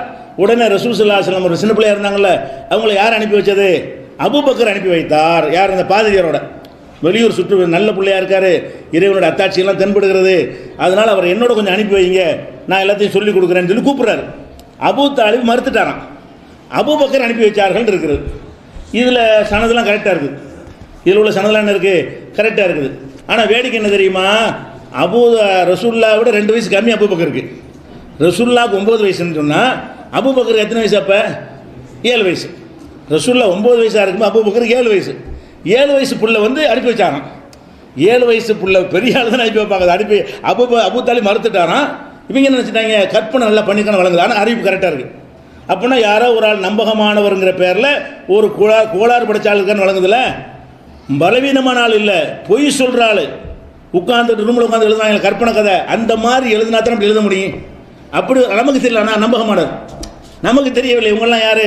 நம்பகமானவர்கள் என்று அறிவிப்பாளர்களை எடை போடக்கூடிய அறிஞர்கள் பண்ணுறாங்க, அதான் முடியும். மனிதர் என்கிற முறையில் அப்படி தான் முடியும். இந்த 5 பேர், இந்த 5 அறிவிப்பாளர்கள் யார் கோளாறு, யாரோ ஒரு ஆள் கோளாறு நமக்கு தெரியவில்லை. ஆனால் இதை ஏற்றுக்குருவீங்களா? அபூபக்கர் 7 வயசு அபூபக்கர் வந்து 9 வயசு ரசூல் ஸல்லல்லாஹு அலைஹி வஸல்லம் அவர்களை வந்து பிரயாணத்துக்கு அனுப்பி வைத்தார்கள்னு ஏற்றுக்குருவீங்களா? அப்போ இவங்க என்ன செஞ்சாங்கன்னா, அபூபக்கர் வயசெல்லாம் கவனிக்காமல் ரசூலுல்லாஹ்க்கு எவ்வளோ நெருக்கம் தெரியுமா? அதுக்கு ரசூலுல்லாஹ் அபூபக்கர் எப்படி நெருக்கம் என்றால் அவர்கள் தான் அனுப்பி வைத்தார்கள் இப்படி சொல்கிறது, வரலாறு மறந்துடுறது. இப்படியெல்லாம் ஹதீஸ் என்ன செஞ்சுருக்காங்க, எழுதி வச்சிருக்கிறாங்க. இது சுனன் திருமதியில் 590வது ஹதீஸில் இருக்கிறது. அப்போ இதை எல்லாரும் இருக்கிறாங்க. இது என்ன செய்கிறாங்கன்னா, அனைத்து அறிஞர்களுமே இது அறிவிப்பாளர் சரியாக இருந்தாலும் இது எப்படி ஏற்றுக்கிறது? மெசேஜ் தப்பாக இருக்குது, குரானுக்கு மாற்ற விடுங்க. மெசேஜ் எப்படி இது நடந்திருக்கு, எப்படி சாத்தியம், இவருக்கு எப்படி அவர் அனுப்பி வைப்பார், இவரை அனுப்பி வைக்கிற நிலையில் இருக்கிறார்கள். அக்கறைப்பட்டு எப்படி ரசூலுல்லாஹ் சின்ன பிள்ளையை தனியாக விடுறது அப்படின்னு ஒரு பெரிய ஆள் இருப்பாங்களே, அபூபக்கர் 50 வயசு தாத்தா மாதிரி நினச்சிக்கிட்டு நம்ம எப்படி தனியாக விடுறோன்னு அனுப்பி வச்சாரான். அப்படின்னு பயந்தானே அவர் போய்ட்டு வா, தைரியமாக போய்ட்டு அனுப்பி வச்சாருன்னா இது எப்படி ஒரு சின்ன பிள்ளை அப்படி முடிவு எடுப்பாங்களா? அப்படி இருந்திருக்குமா அப்படின்னு சொல்லி எல்லாரும் மறுக்கிறாங்க இதை. ஆனால் சனது சரியாக இருக்குது, எல்லாரும் மறுக்கிறாங்க. எனக்கு அவர் சொன்னார், உனக்கு ஒரு சொன்னார் வரும்ல, அம்புட்டு கரெக்டாக இருக்குது. இப்போ என்ன செய்கிறது? இது ஹதீஸ் மறுப்பா இல்லையா? அனைவரும் மறுத்தாங்க. அவங்களாம் யார்? இதெல்லாம் ஏற்றுக்கிறீங்களா? இல்லாட்டி ஏற்றுக்கிறேன்னு சொல்லுங்கள். 7 வயசு பிள்ளை 9 வயசு பிள்ளை அனுப்பி வச்சுன்னு என்ன செய்யுங்க, ஆமாம் உண்மைன்னு சொல்லுங்கள். அப்படியாவது நீங்களும் மறுப்பீங்க. கேட்குற அனைவருமே இதை மறுக்கிறீங்க. அது எதனால் மறுக்கிறீங்க? பளிச்சுன்னு தெரிகிறது இது நடந்திருக்க இயலாது. இப்போ நடந்திருக்க இயலாதுன்னு மறுக்கலாம்னா குரானுக்கு மாற்றமாக இருக்கக்கூடாதா? நடந்திருக்க இயலாதுங்கிற ஒரு வரலாற்று இதுக்காக வேண்டி நம்ம மறுக்கலாம் என்று சொன்னால் அதை மறுக்க முடியாது. என்ன சொல்கிறாங்க, என்ன செய்கிறாங்கன்னா, லைசபி இஸ்னாதி ஹாதல் ஹதீஸ் இல்லாமன் ஹரஜலோ பி சஹி, சஹீஹான நூல்களில் அறிவித்திருக்கிறார்களே அவர்கள் தான் இந்த ஹதீஸில் அறிவிப்பாளர்கள் வந்திருக்கிறார்கள் அப்படின்னு சொல்லிவிட்டு என்ன செய்கிறாங்க, இது எப்படி மறுப்பாங்க? இவருடைய வயசு என்ன, அவர் வயசு என்ன, இவருக்கு அவர் எப்படி அனுப்பியிருப்பார், அந்த காலத்தில் அவர் குழந்தையாக இருந்திருப்பார், சின்ன பிள்ளையாக இருந்திருப்பார், இது இந்த ஹதீஸ் மேட்ரு தப்பு, இதை ஏற்றுக்கொள்ளக்கூடாது என்று உயூனுல் அசருங்கிற ஒரு நூலில் இது விமர்சிக்கிறாங்க. நிறைய அறிஞர்கள் விமர்சித்து எடுத்து காட்டுறாங்க. அதே மாதிரி எதுக்கு இதெல்லாம் சொல்கிறோம்னு கேட்டால், இந்த ஹதீஸுகளை பார்க்கும்போது வெறுமன அறிவிப்பாளர் சொல்லிக்கொண்டு இட்டுக்கட்டப்பட ஹதீஸ்லாம் நுழைஞ்சிருக்கிறது. மனிதர்களை முறை நம்பி அந்த காலத்தை பதிவு பண்ணிட்டாங்க. அவங்க அதை மட்டும்தான் பார்த்துருக்குறாங்க. ஆனால் நம்ம குரானோடு ஒப்பிட்டு பார்த்து கருத்துக்களை சிந்தித்து பார்த்து அது குரானுக்கு மாற்றம்னு சொன்னால் தள்ளுவது தான் சரியான முறை என்பதற்கு இவ்வளவு சான்றுகளை பார்க்குறோம். அதே மாதிரி ஒரு ஆள் ஒரு வீட்டில் எட்டி பார்க்குறான்னு வைங்க, எட்டி பார்த்தீங்கன்னு சொன்னால் அப்போ ரசூலுல்லாஹ் சொல்லுவாங்க, நீ எட்டி பார்த்தா உன் கண்ணை குத்தி குருடாக்கியிருப்பார், இந்த சீப்புனால கோதிட்டு இருப்பாங்க. அப்போ என்ன செய்வார், எட்டி பார்ப்பார். ஒரு வீட்டுக்குள்ளே எட்டி பார்க்கக்கூடாது, தப்பான விஷயம், அது ஒரு விஷயம். எட்டி பார்த்தீங்கன்னா நான் என்ன செய்வோம், கண்ணை குத்தி குருடாக்கியிருப்பேன் அப்படின்னு ரசூலுல்லாஹ் சொன்னதாக ஒரு ஹதீஸ் இருக்கிறது. இந்த ஹதீஸை குர்துபி இமாம் அவர் ஒரு தஃசீர்லாம் எழுதியிருக்காரு, ஒரு பெரிய அறிஞர். அவர் என்ன செய்கிறாருன்னு கேட்டால், இது ரசூலுல்லாஹ் எப்படி சொல்லியிருப்பாங்க, ஒருத்தன் எட்டி பார்த்தா அதுக்குரிய தண்டனை தான் கொடுக்கணும், ஒருத்தன் வரம்பு மீறினால் அதுக்கு உரிய தண்டனை கொடுக்கணும், அடிக்கணும், பல்ல உடைச்சா பல்ல உடைக்கணும், அவன் கண்ணை குத்தினா தான் கண்ணை குத்தணும். எட்டி பார்த்ததுக்காண்டி ஏன்டா எட்டி பார்க்கணுன்னு 2 தட்டி விடலாம், கண்டிக்கலாம். கண்ணை குத்துன்னு எப்படி சொல்லுவாங்க, அவர் சிந்திக்கிறார். அவர் என்ன செய்கிறாருன்னு கேட்டால், குரானுடைய வசனத்தை வச்சு சொல்கிறாரு, ஒயின் ஆக்கப்தும் ஆக்கிபு மிசிலிமா ஆக்கப்தும், நீங்கள் யாரையும் தண்டிப்பதாக இருந்தால் உங்களுக்கு எந்த அளவுக்கு பாதிப்பு ஏற்படுத்தப்பட்டது அதுக்கு ஏற்ற அளவுக்கு நீங்கள் தண்டியுங்கள் அப்படின்னு சொல்லிட்டு, ஒல் ஹபரு ஒரு ஹதீஸ் இதாக்கான முகாலிஃபன் லி கிதாபில்லா, அல்லாஹ்வுடைய வேதத்துக்கு மாற்றமாக இருக்கும் என்று சொன்னால் லா யஜூசுல் அமல் பிஹி, அதை கொண்டு அமல் செய்யக்கூடாது. ஏன்னா இது மாற்றமான கருத்து இல்லை, பேசிக்க ஒத்துக்கணும். என்ன கருத்தில் இருந்தாங்கன்னு சில ஹதீஸ்களை மறுத்துருக்குறாங்களே, குரானுக்கு மாற்றம் இல்லாதையும் குரானுக்கு மாற்றம்னு மறுத்துருக்குறாங்க, அதுக்குள்ளே நம்ம போகக்கூடாது. பேசிக் என்னன்னு கேட்டால், குரானுக்கு மாற்றம் என்று பட்டால் மறுக்கணுமா இல்லையா, அதான் பேசிக்.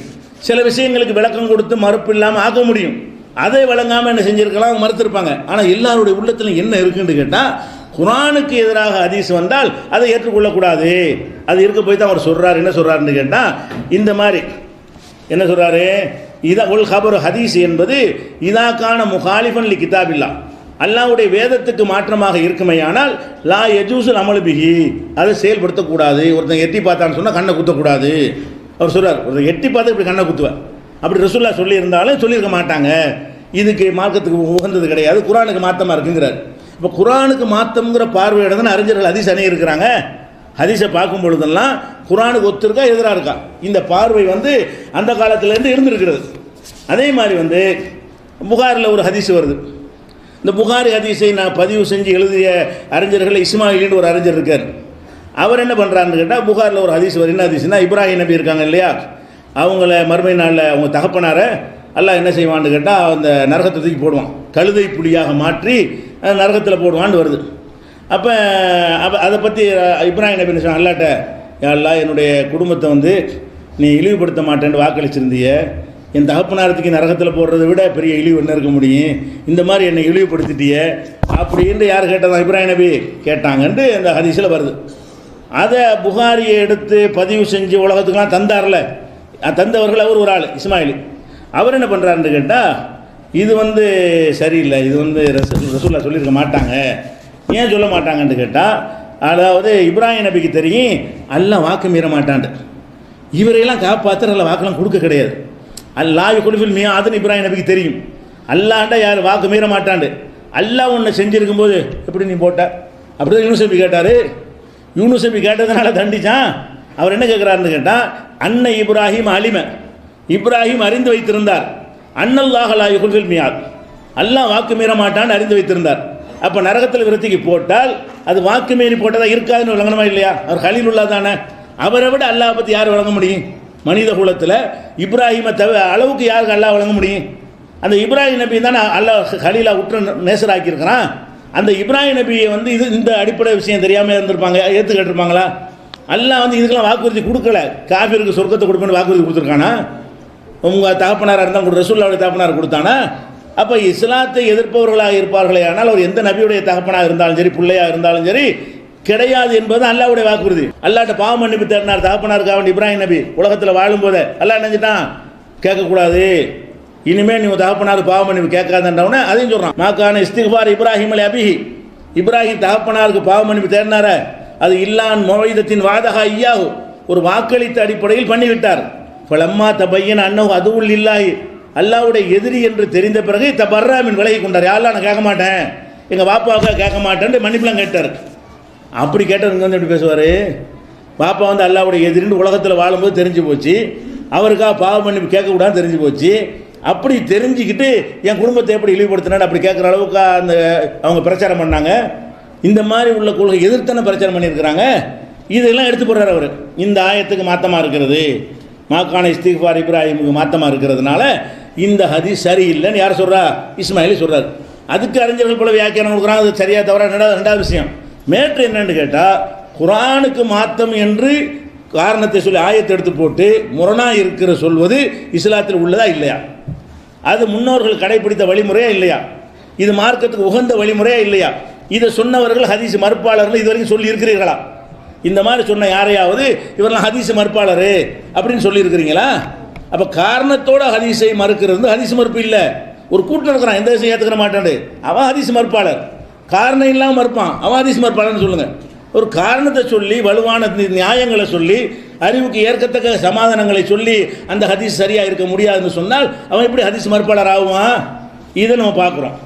அதே மாதிரி பாருங்கள், ஒரு அம்மா சொல்கிறாங்க, என் தகப்பனாருக்கு ரொம்ப ஏழாமல் இருக்கிறாரு, வாகனத்தில் கூட ஏற்றி வச்சா உட்கார முடியாது, அந்தளவு வயசான ஆள், ஷேக் பெரிய வயசான ஆளாக இருக்கிறாரு, வாகனத்தில் ஏறி கூட உட்கார முடியாமல் இருக்கிறாரு, அவருக்காக நான் ஹஜ் செய்யலாமா அப்படின்னு கேட்குறாங்க. அப்போ ரசூல் ஸல்லல்லாஹு அலைஹி வஸல்லம் செய்யின்றாங்க. இந்த ஹதீஸ் புகாரி முஸ்லிம் நிறைய நூல்கள் இருக்குது. இதை என்ன செய்கிறாங்கன்னு கேட்டால் மாலிகிமா மறுக்கிறார். 4 மதுஹப் இல்லை, 4 மதுஹப்பில் மாலிகிமா என்ன செய்கிறாரு? இது கிடையாது, ஹதீஸ் கிடையாது, ஹதீஸ்ன்னு வருது, அவர் ஹதீஸ் இல்லைங்கிறார். ஏன் இல்லைங்கிறாரு? அவர் வயசான ஆள், வாகனத்தில் ஏற முடியாது, அவர் கடமையே கிடையாது, அவருக்கு அடுத்த ஹஜ் செய்யணும். எப்போ ஹஜ் செய்யணும்? ஒரு ஆள் கடமையாக இருந்து அவர் செய்ய முடியாதுன்னு நல்லா கேட்பான். அந்த கிழவனாராக இருக்கார், ஏழாட்டி வீட்டு பார்த்து போவோம், நீ உனக்கு செஞ்சுட்டு போமான்னு சொல்லுவாங்க. ஒரு ஆளுக்கு ஹஜ் கடமையாக இருந்து அவர் செய்ய முடியாவிட்டால் தான் அடுத்தவர் செய்யலாம். இந்த கேள்வி எப்படி வருதுன்னு கேட்டால், அந்த வயது முதிர்ந்தவராக இருக்கார், வாகனத்தில் உட்கார கூட இயலாதவருக்கு, படுத்த படுக்கையாக கிடக்கிறாரு, அவருக்காக நான் ஹஜ் செய்யலாமான்னு கேட்கும்போது இப்போ ரசூலுல்லாஹ் சொன்னால் ஹஜ் கடமை மாதிரி ஆயிருமே, அவர் கடமையாப்ப அவருக்கு கொஸ்டினே இல்லையே. அவர் அப்படி மூத்தா போயிட்டேன்னா ஏன் ஹஜ் செய்யணும் கேட்பானால? கேட்க மாட்டான். அப்போ மாலிக் இமாம் சொல்கிறாங்க, நம்ம சொல்லலை, மாலிக் இமாம் என்ன சொல்கிறாங்கன்னா ஹதீஸ் கிடையாது. இன்ன ஃபரீலத்தல்லாஹி அலா இபாதிஹி ஃபில் ஹஜ்ஜி, அல்லாஹ் அடியார்களுக்கு கடமையாகிய ஹஜ்ஜி கடமை என் தகப்பனுக்கு ஏற்பட்டிருக்கிறது அப்படி சொல்கிறாங்க அவங்க. அப்போ அதற்கு தாபி ஷேகன் கபீரா, அவர் வயசான ஒரு கிழவனாக இருக்கிறாருன்னா அப்போ வயசான முதிய கிழவனாக இருந்தால் கூட ஹஜ்ஜி கடமைன்ற மாதிரி கொஸ்டின் அப்படி தான் வருது. லா எஸ்தத்தி ஓ எஸ்தவியாளர் ராகிலத்தி, வாகனத்தில் உட்கார்றதுக்கு இயலாது, அந்த நிலையில் ஒரு ஹஜ் கடமையாகிடுச்சுன்னு அந்த அம்மா கேட்குறாங்க. அப்படி கேட்க முடியுமா? இப்படி கேட்டால் ரசூல் என்ன சொல்லியிருப்பாங்க? அல்லாஹ் குர்ஆனில் சொன்னால் மனிஸ்தத்தாஹிலி சபீலா, ஹஜ்ஜி கடமையை பற்றி சொல்லும்போது ஒலில்லாஹி அலன்னாசி ஹஜ்ஜுல் பைத்தி மனிஸ்தத்தாஹிலி சபீலா, யாருக்கு சக்தி இருக்கிறதோ அவருக்குத்தான் அல்லாஹ்வுக்காக ஹஜ்ஜி செய்கிற கடமை இருக்கிறதே தவிர சக்தியற்றவர்களுக்கு கடமை இல்லை அல்லாஹ் அப்படி சொல்லும்போது இந்த சக்தியற்ற முதியவருக்கு கடமைங்கிற கருத்தை தருகிற இந்த ஹதீஸு சரியில்லைங்கிறார். இது ஆதாரபூர்வமான அறிவிப்பாளர் தான், பெரிய பெரிய நூல்களில் இருக்கிறது, திரும்ப திரும்ப பல இடங்களில் இந்த ஹதீஸ் சொல்லப்படுகிறது. அப்படி இருந்தும் கூட மாலிக்குமா மறுத்தாங்களே, இவங்க ஏன் மறுத்தாங்க பார்க்குறாங்க. இது அவங்க சிந்திக்கிறாங்க, குரானுக்கு ஒட்டி தான் இருக்குன்னு ஹதீஸுங்கிறது. குரானுக்கு ஒட்டி இல்லாட்டி அறிவிப்பாளர் இட பொருள் இவர் புலி தானே, இவர் மாலிக் இமாம் தானே அறிவிப்பாளர் இட போட்டு முதல்ல ஹதீஸ் நூலை தொகுத்தாள். அப்போ ஹதீஸ் நூலை தொகுத்து எல்லாத்துக்கும் முன்மாதிரியாக வழிகாட்டியாக இருந்த அவர் இவர் அறிவிப்பாளர் மட்டுமா பார்த்தாரு? அறிவிப்பாளரையும் பார்க்குறாரு, அதை விட அது மேட்டரை பார்க்குறாரு. இது எப்படி கிழவனுக்கு இப்படி கடமையாகும்?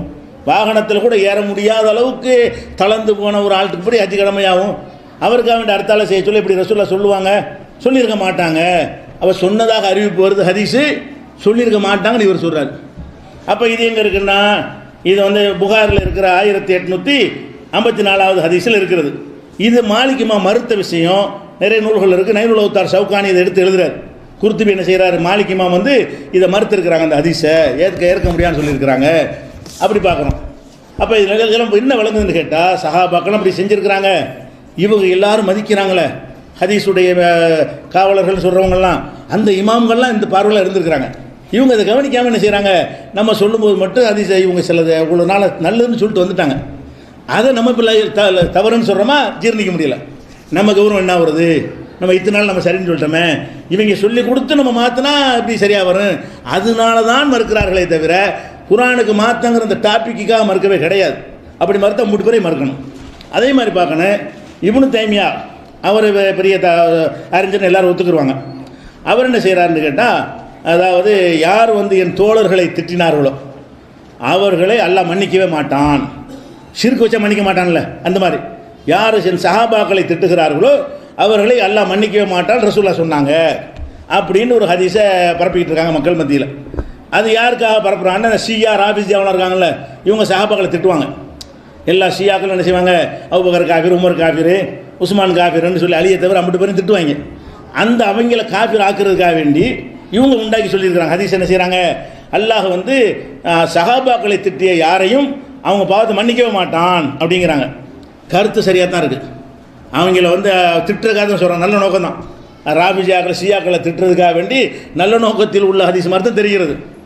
இப்னு தைமியா அவங்களுக்கு ஒன்றா நம்பர் எதிரி தான். யாருக்கு? ஷியாக்களுக்கு சிம்ம சொப்பனை யார்? இப்னு தைமியா. அவங்களுக்கு பதிலடி கொடுத்தவர் தான். அவங்க நல்ல மண்டையில் அடிக்கிற மாதிரி இந்த ஹதீஸ் இருக்குன்னு சொல்லி விட்டார் அவர். இந்த ஹதீஸ் இருந்தால் என்ன செய்யுது, அவங்களுக்கு கூட நல்லா மன்னிக்க மாட்டான்னு சொன்னால் இதை வச்சே மண்டையில் தட்டிடலான்னு அப்படி நினச்சிருக்கலாம்ல, இது ஒரு கருவியை பயன்படுத்தலாம்ல, அதை பார்க்கல அவர். இது தவறு. அவங்க கொள்கை சரியாக தனி விஷயம். திட்டு சஹாபியை திட்டினா பண்ணிக்கப்படாத பாவமா அப்படின்னு சொல்ல என்ன செய்கிறான்னா, ஹாதல் ஹதீஸ் கிதுபுன் அலா ரசூலுல்லாஹி ஸல்லல்லாஹு அலைஹி வஸல்லம், இது ரசூலுல்லாஹ் பேரில் சொன்ன பச்சை பொய். இந்த மாதிரி ரசூலுல்லாஹ் சொல்ல மாட்டாங்க. ஏன் சொல்ல மாட்டாங்கன்னா, ஓஹோ முகாலிஃபுல் லில் குர்ஆன், இது குர்ஆனுக்கு மாத்தமாக இருக்கிறது. குர்ஆன்ல அல்லாஹ் என்ன சொல்றான், லா யக்ஃபிரு யுஷ்ரக பிஹி, ஷிர்க் வைக்கிறத மன்னிக்க மாட்டேன், வ யக்ஃபிரு மா தூன ஸாலிக லிமன் யஷா, அதை தவிர மற்ற பாவங்களை நாடியவர்களுக்கு மன்னிப்பேன்கிறான்.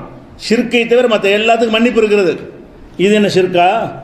சஹாபியை திட்டுற ஷிர்கா? அப்படி நீ மன்னிப்பு இல்லம்ப, இப்படி ரசூல்லா அப்படி சொல்லுவாங்க. அப்போ ரசூல்லா சொன்னதாகத்தான் சுன்னத் ஜமாத் ஆளுக்கு ஷியாக்களுக்கு எதிராக கட்டியிருக்கிறாங்க. சுன்னத் ஜமாத்து கூட தான் கட்டியிருக்க முடியும். ஷியாவை சஹாபியை திட்டினா சொர்க்கம் போக முடியாது.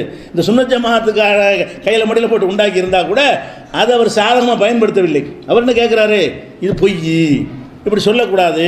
அப்போ எல்லார் பார்வையும் எப்படி இருக்குன்னு கேட்டால், ஹதீஸ்ன்னு வந்துட்டாலே குர்ஆனுக்கு எதிராக மோதிர மாதிரி ஒத்துக்கிற மாட்டேங்கிறாங்க. குர்ஆனுக்கு எதிராக வரவே கூடாது, அதில் ரொம்ப உறுதியாக இருக்கிறாங்க. அதே மாதிரி பாருங்கள், ஒரு ஹதீஸ் இருக்கிறது.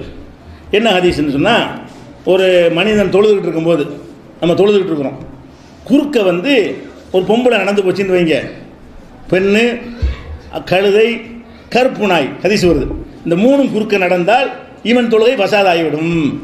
நான் தொழுது கொண்டிருக்கும் பொழுது குறுக்க பெண்ணு போனால் அல்லது கழுதை போனால், ஒரு கல்புல் அசுவது கருப்பு நாய் போனால் தொழுகை பசாதாகிவிடும் அப்படிங்கிற ஹதீஸ் நசையில் இருக்குது.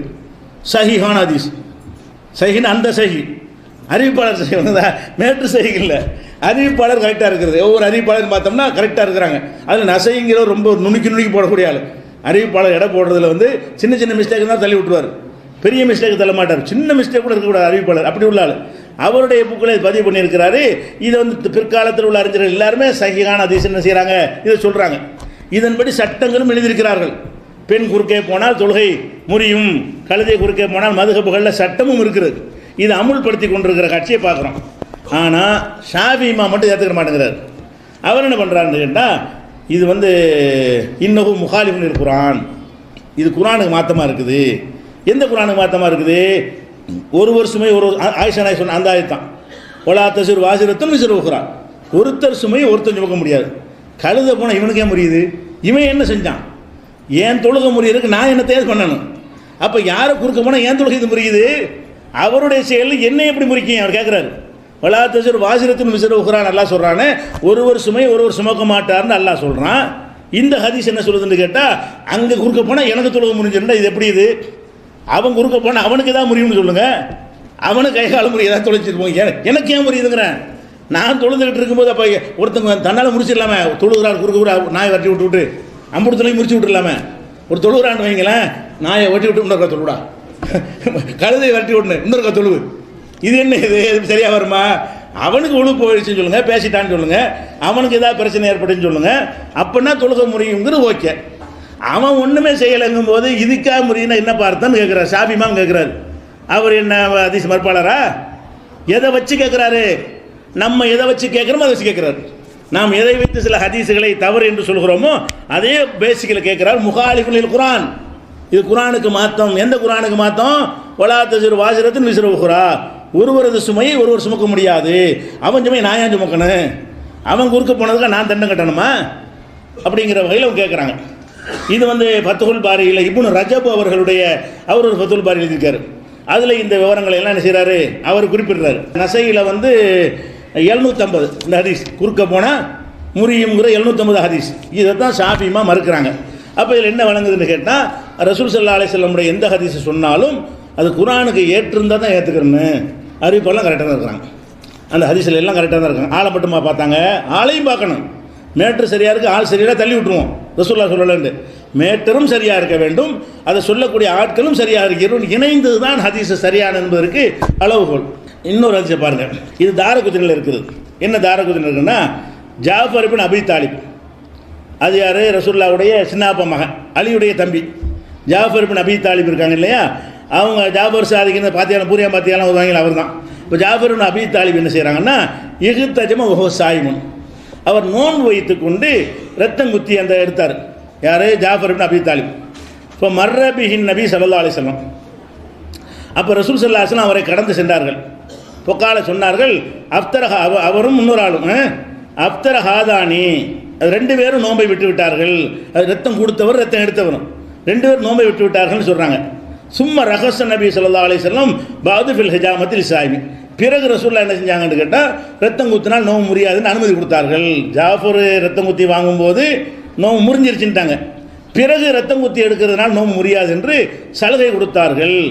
இதில் சொல்லிட்டு என்ன செய்கிறாங்கன்னா, குல்லுகும் சிக்காத்தும், தாரகுத்தின்னு சொல்கிறாரு, எல்லாம் நம்பகமான ஆட்கள். பல ஆலமுலக இல்லத்தன், இல்லத்து கூட இதில் இல்லை, நுணுக்கமான குறைண்டம்ல தேடி தேடி பார்த்தா கூட இதில் நுணுக்கமான ஒரு குறையும் இல்லை என்று தாரகுத்தின்னு சொல்கிறார். இது தாரகுத்தினை பதிவு பண்ணிவிட்டு இந்த ஹதீஸை சரியானதுன்னு சொல்கிறார். அப்போ இதை என்ன செய்கிறார் இப்னு ஹஜர் என்ன செய்கிறான்னு கேட்டால், இவர் என்ன செய்கிறாருன்னு கேட்டால், இது ஃபத்தஹ மக்காவில் நடந்ததாக சொல்லப்படுகிறது. இந்த ஹதீஸுடைய சம்பவத்தில் துவக்கம் எப்படி வருதுன்னு கேட்டால், ஃபத்தஹ மக்கா வெற்றி இருக்கு இல்லையா, அப்படின்னு தான் சொல்லப்படுகிறது. மக்கா வெற்றி நேரத்தில் ஜாஃபர் உசுரோடவே இல்லை, அவர் அதுக்கு முன்னாடி கொல்லப்பட்டார் ஒரு போரில். இப்னு ஹஜர் சொல்கிறார், இது மக்கா வெற்றியின் போது இப்படி ஜாஃபர் ரத்தம் குத்தி வாங்கினார், அப்போ ரசூலுல்லாஹ் சொன்னாங்கன்னு சேர்த்து வருது. மக்கா வெற்றியின் போது நடந்ததாக சொன்னீர்களே, ஆனால் மக்கா வெற்றியின் போது உசுரோட இல்லையவர் ஜாஃபர் இப்னு அபி தாலிப், அதுக்கு முந்தி மௌத்தா போயிட்டார. அதுக்கு முந்தி மௌத்தா போன ஒரு ஆள் மக்கா வெற்றியில் ரத்தம் குத்தி வாங்கி அதை பார்த்து ரசூலுல்லாஹ் நோவு முறிஞ்சிச்சு எப்படி சொல்லியிருப்பாங்க. அப்போ இது பெரிய டேஞ்சரான இட்டு கட்டினா நல்லா தெரியுது. ஒரு மௌத்தா போன ஒரு ஆளை முந்தைய மௌத்தா போன ஆளை பிந்தி வாழ்ந்த மாதிரி காட்டி அவரை ரசூலுல்லாஹ் கண்டித்த மாதிரி சொல்வதாக இருந்தால் இது பொய் தானே. ஆனால் தாரகுத்தினி சொல்கிறாரு, ஒரு இல்லத்தும் இல்லைங்கிறார், அனைவரும் பர்ஃபெக்டான ஆட்கள் மட்டும் இல்லாமல் நுணுக்கமான உரையும் இல்லைங்கிறார். ஒரு ஆழமுலக இல்லத்தன், எந்த ஒரு இல்லத்தும் இதில் எனக்கு தெரியலை. அவர் இல்லத்துக்குன்னு உள்ள ஆள் தாரகுத்தினி, இந்த இல்லத்தில் நுணுக்கமான குறையை கண்டுபிடிக்கிறதுல பெரிய மேதை. அவர் அதையெல்லாம் ஆராய்ச்சி பண்ணி பார்த்துவிட்டு சூப்பரான ஹதீஸுங்கிறார். ஆனால் இப்னு ஹஜர் பிடிக்கிறாரு, சூப்பரான ஹதீஸ் தான், ஆட்களை வச்சு நீ பேசுகிறீங்க, அதுக்கு சூப்பராக இருக்கலாம், மேட்ரு சூப்பராக இல்லையே, மேட்ரு படி பார்த்தா என்னவாகுது, பொய்யா இருக்குதே.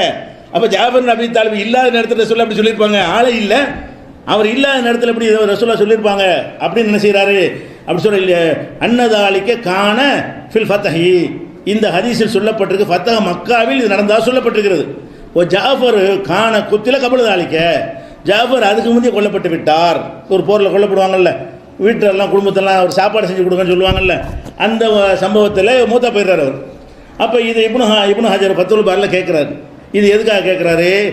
அது ஹதீஸ் சனது சரியாக இருந்தாலும் மெசேஜும் கரெக்டாக இருக்கணும். குர்ஆனுக்கு மாற்றங்கிற வகையிலையும் பார்த்துருக்குறாங்க. நடைமுறைக்கு மாற்றமாக இருக்கக்கூடாது. கண்ணுக்கு முன்னாடி தெரிகிற உண்மைக்கு மாற்றமாக அவர் மூத்தா போனது கண்ணுக்கு முன்னாடி தெரிஞ்ச உண்மை. அந்த உண்மைக்கு மாற்றமாக பின்னாடி இருந்தார்னு வந்தால் எப்படி ஏற்றுக்கிற முடியும்? மூத்தா போனாலும் எந்திரிச்சு பேசினார்னா ஏற்றுக்கிற முடியுமா? அப்படியான ஒரு மெசேஜாக இருக்கிறது என்று என்ன செய்கிறாங்க? மறுக்கிறாங்க. அதே மாதிரி இப்னுல் கையிம் அவர்கள் இதுக்குன்ற ஒரு நூலை எழுதியிருக்கிறாங்க. அதாவது இட்டுக்கட்டப்பட்ட ஹதீஸுகளுக்குன்ற ஒரு நூல்லாம் எழுதுறாரு.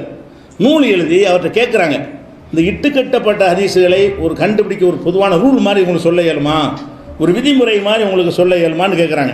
அப்போ இப்னுல் கையிம் என்ன செய்கிறாருன்னு கேட்டால் சொல்ல முடியும்னு சொல்லிட்டு தான் அந்த அந்த நூலில் எல்லாத்தையும் விவரமாக சொல்லிட்டு வர்றாரு.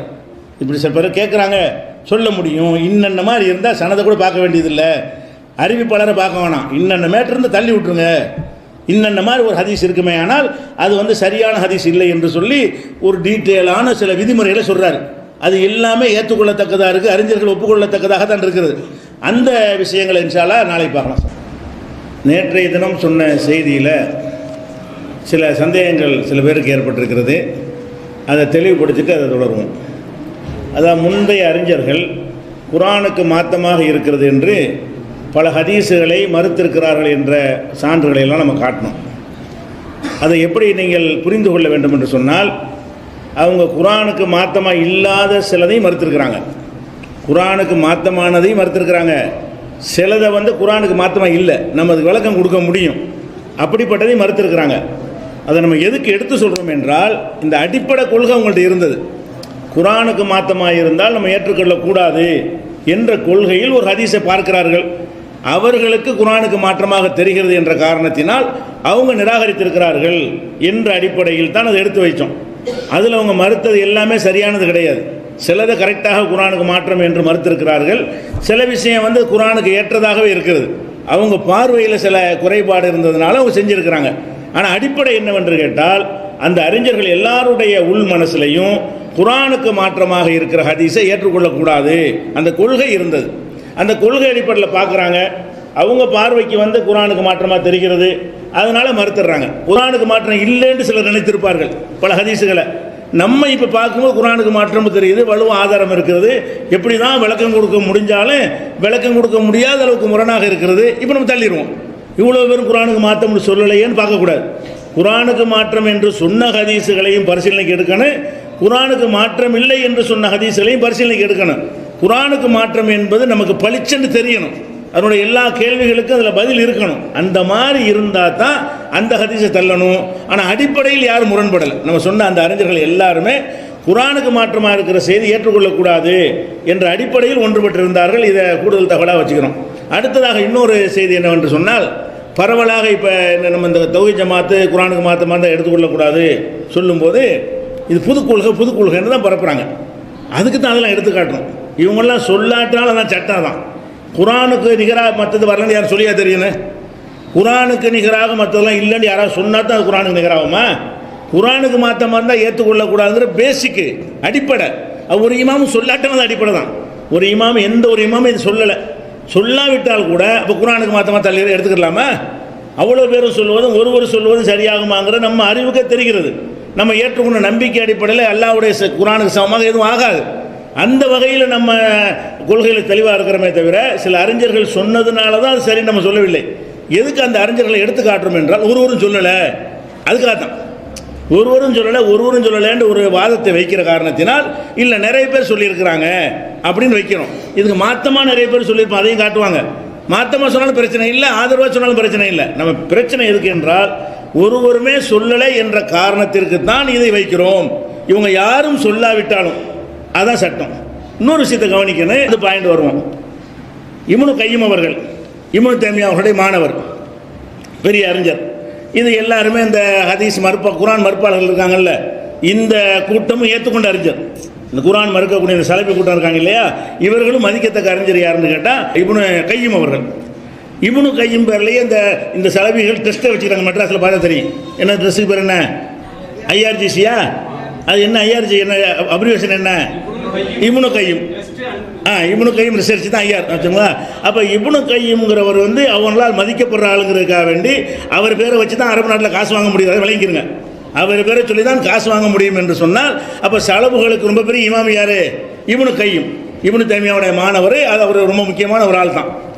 அவர் என்ன சொல்கிறாருன்னு கேட்டால், பொய்யான ஹதீஸுகளுக்கு சில கண்டிஷன் இருக்கிறது, வெறும் அறிவிப்பாளர் மட்டும் இல்லை. அதை சொல்கிறாரு.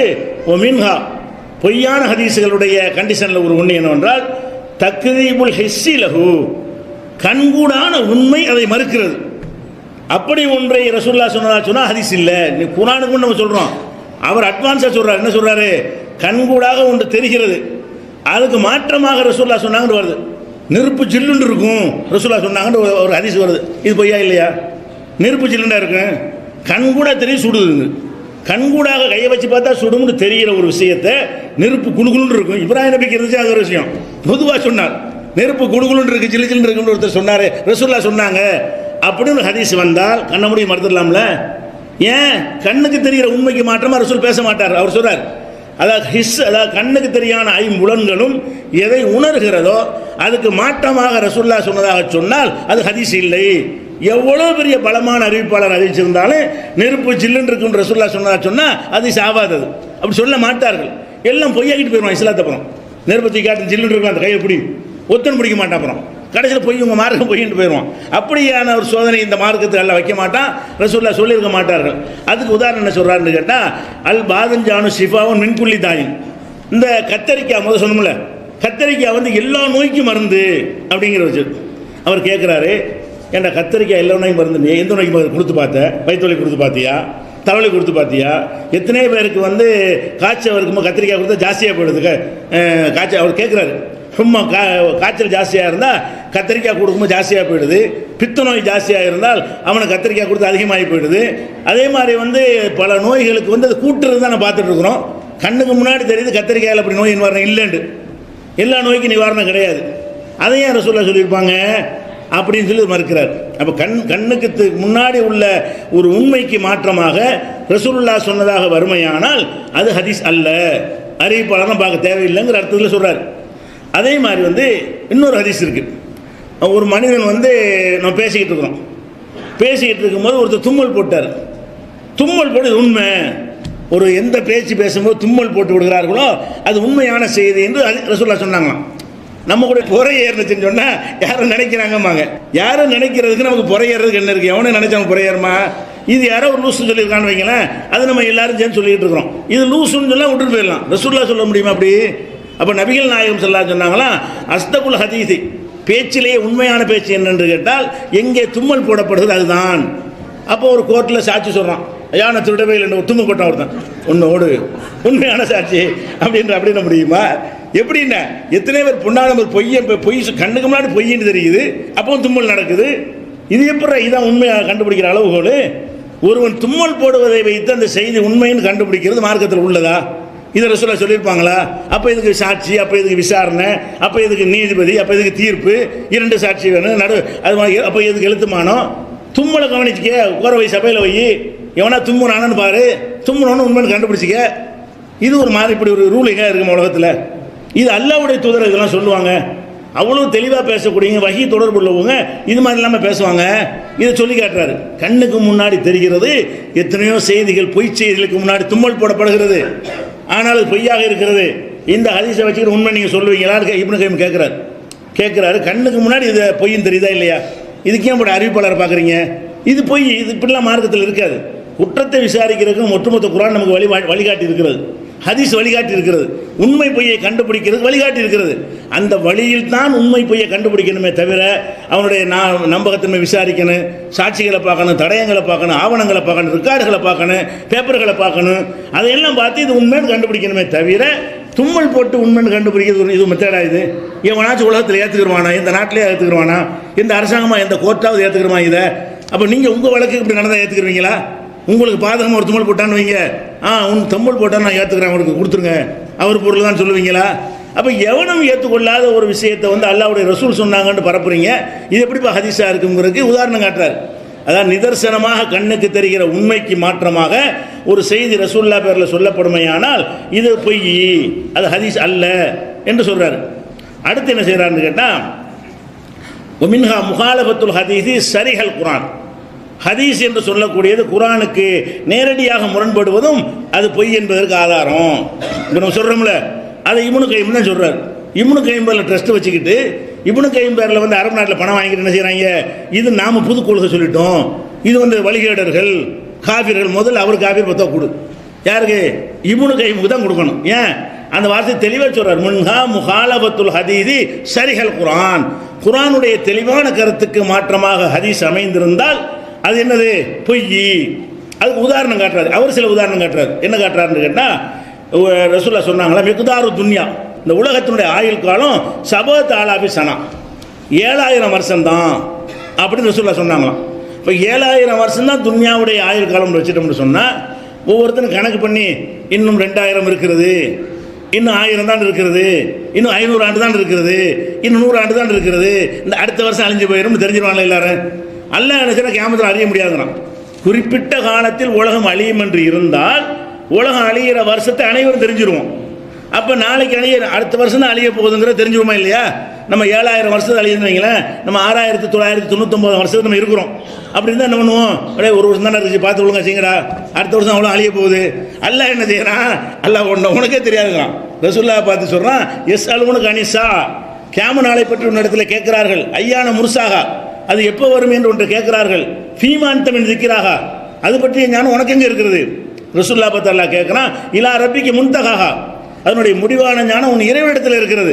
இன்னமா அந்த முன்திர்மை யக்ஷாகா, அதை அஞ்சக்கூடிய மக்களுக்கு எச்சரிக்கிற வேலை உன் வேலை, உனக்கு என்னைக்கு வரும்னு சொல்கிற வேலை உனக்கு கிடையாது, உனக்கு நான் சொல்லவில்லை என்று அல்லாஹ் குர்ஆனில் நபி ஸல்லல்லாஹு அலைஹி வஸல்லம் அவர்களுக்கு என்ன செய்யறான்?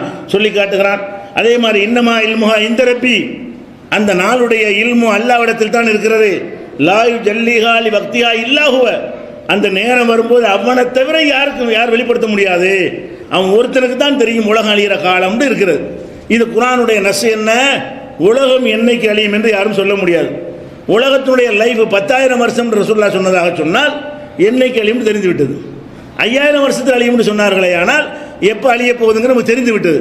அப்போ யாராலையும் தெரிய முடியாதுன்னு சொல்லும் பொழுது அதுக்கு மாற்றமாக 7000 வருஷத்தில் உலகம் அழியும் ரசூலுல்லாஹ் அப்படி சொல்லியிருப்பாங்க. அவர் கேட்குறாரு, 7000 ஆண்டுகளில் உலகம் அழிந்துவிடும் என்று நபிகள் நாயகம் ஸல்லல்லாஹு அலைஹி வஸல்லம் எப்படி சொல்லி இருப்பார்கள்? குர்ஆனுக்கு மாத்தமா அப்படி சொல்லியிருந்தார்களே, ஆனால் அனைவரும் அறிந்து கொள்வார்களே, உலகம் அழியக்கூடிய காலத்தை என்ன செய்வாங்க, எண்ணி கரெக்டாக சொல்லிடுவாங்களே அப்படிங்கிறத வச்சே கேட்குறாரு. அப்போ இதெல்லாம் நிறைய ஆதாரங்களை காட்டுறாரு. இதெல்லாம் அந்த மனாருங்கிற கிதாபில் அவர் இப்னு கைமுடைய சொந்த கிதாபில் எழுதியிருக்காரு.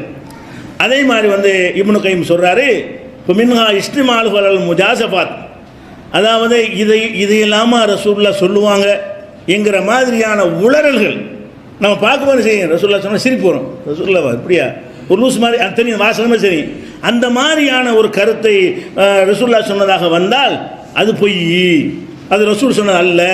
யார் வழி அறிவிக்கப்பட்டிருந்தாலும் அது ரசூல் சொன்னது அல்ல அப்படிங்கிறார். அதுக்கு உதாரணம் அவர் காட்டுறார். என்ன செய்கிறான்னு கேட்டால், இதுதான் நிறைய கசீரத்துன் ஜித்தன், இந்த மாதிரி தான் ஜாஸ்தியாக விட்டு அடிச்சிருக்காங்க. அதை கேட்டாலே இது ரசூலுல்லாஹ் சொல்லியிருக்க மாட்டாங்கன்னு தெரியும். பெரிய ஆராய்ச்சியாளருக்கு தேவையில்லை. அல்லாஹ்வின் மீது மரியாதை வைத்து, ரசூல் மீது மரியாதை வைத்து, அவங்களுடைய அறிவு ஞானம் அதையெல்லாம் மதித்து விளங்கி வைத்துக்கொண்டு அதை பார்த்தான்னு சொன்னால் அந்த அறிவுக்கும் இந்த பேச்சுக்கு சம்மந்தம் இல்லை. அந்த மேதையிடமிருந்து இந்த மாதிரியான ஒரு கிறுக்குத்தனமான வாசகங்கள் வெளிப்பட்டு இருக்காது அப்படின்னு சொல்கிற அளவுல இருக்குமா, அதெல்லாம் பொய்யான். இதுதான் ஜாஸ்தியான் இட்டுக்கட்டப்பட்ட ஹதீஸுகள்லையே இதுதான் அதிகம்ங்கிறாரு. அதுக்கு உதாரணம் காட்டுகிறாரு பாருங்க. மன் கால லா இலாஹ இல்லல்லாஹ், ஒருவன் லா இலாஹ இல்லல்லாஹ்னு சொல்கிறான், சொன்னவுடனே ஹலக்கல்லாஹு மின் தில்கல் கலிமத்தி, அந்த லா இலாஹ இல்லல்லாஹ் சொன்னவன அந்த வார்த்தையிலிருந்து தாயிரன் ஒரு பறவை அல்லாஹ் படைக்கிறான். நம்ம லா இலாஹ இல்லல்லாஹ் சொன்னவன என்ன செய்யறானா, அல்லாஹ் ஒரு பறவையை படைக்கிறானா. எதிலிருந்து? அந்த சொல்ல வச்சு உருட்டி பறவை ஆக்கிறான். ஆக்கினவுடனே லஹு சபூன அல்ஃபி லிசானின், அதுக்கு வந்து 70 நாக்கு இருக்குமா, 70,000 ஒரு பறவை எல்லாம் படைக்கிறான். அந்த பறவைக்கு எத்தனை நாக்கு? 70,000 நாக்கு இருக்குது. ஒல்லி குள்ளி லிசானின் சபூன அல்ஃபி லோகத்தின், ஒவ்வொரு நாக்கும் 70,000 பாஷையை பேசும். அதாவது ஒரு பறவை எல்லாம் படைக்கிறான்னா அந்த பறவைக்கு 70,000 நாக்கு இருக்குமா, ஒரு நாக்கு 70,000 பாஷையை பேசுமா. உலகத்தில் அவ்வளோ பாஷை இல்லை. உலகத்தில் வந்து ஒரு நாக்கு 70,000 பேசுனா 70,000 நாக்கு எத்தனை பாஷை எங்கேயோ போயிடும், கால் குருட்டு அடங்காது. அத்தனை பாஷை உலகத்தில் இருக்கிறது. உலகத்தில் இருக்கிற இந்தியாவில் எடுத்தால் 14 ரூபா நோட்டில் 14 பாஷை போடுற ஒரு நாட்டில் இத்தனை கோடி மக்கள் இருக்கிற சீனா இதை விட மக்கள் அதிகம், ஒரு பாஷை தான் இருக்குது. அப்போ பாஷை எண்ணி பார்த்தீங்கன்னா ஒரு 200 தாண்டுமா? இப்போ எழுத்து வடிவில் இல்லாமல் பேச்சில் இருக்கிறதெல்லாம் என்னன்னா கூட உலகம் பூரா இருக்கிற மொத்த பாஷை எவ்வளோதான் தேரும், 200 தாண்டாது. பேச்சு இலக்கணத்தோடு உள்ள 100 தேரும், அதுக்கு மேலே தேராது. இதில் என்ன வருதுன்னு கேட்டால் அல்ல ஒரு பறவையை படைக்கிறான். அது ஒரு லா இலாஹ இல்லல்லாஹ் சொன்னால் ஒரு பறவையான்.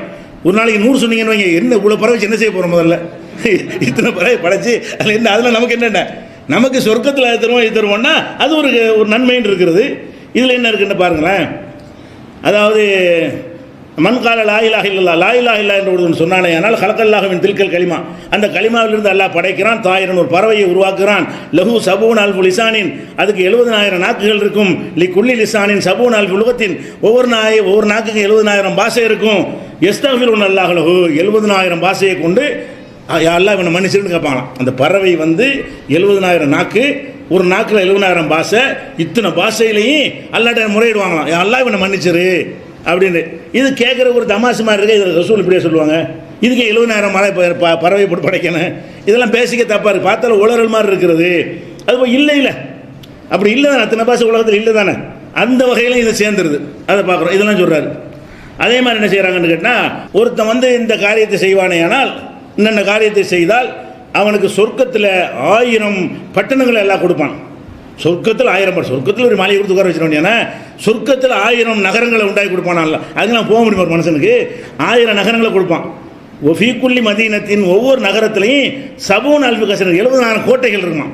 அது ஒரு இவனுக்கு 70,000 ஊரை உண்டாக்கி நம்ம சொன்னோம் 70,000 மெட்ராஸ் நமக்கு தந்துடுவான்ல. ஒவ்வொரு ஊர்லையும் என்ன செய்யுமா 70,000 கோட்டை இருக்குமா. அது மாதிரி ஒவ்வொரு கோட்டையிலையும் 70,000 ஊர்லின்கள் இருப்பாங்களாம். ஒவ்வொரு எங்கே கணக்கு பாருங்கள் எவ்வளோ இருக்குது. இந்த மாதிரியெல்லாம் விட்டு அடிக்கிறது பார்த்தாலே பைத்தியக்காரத்தனமாக இருக்கும்போது இதெல்லாம் பொய்ங்கிறார் அவர்.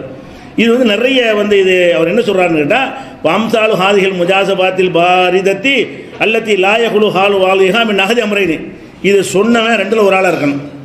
இதை மாதிரி சொன்னவன் 2ல் ஒரு ஆளாக தான் இருக்கணும். ஒன்றா நம்பர் மடப்பையில் இருக்கணும் சொல்கிறார்.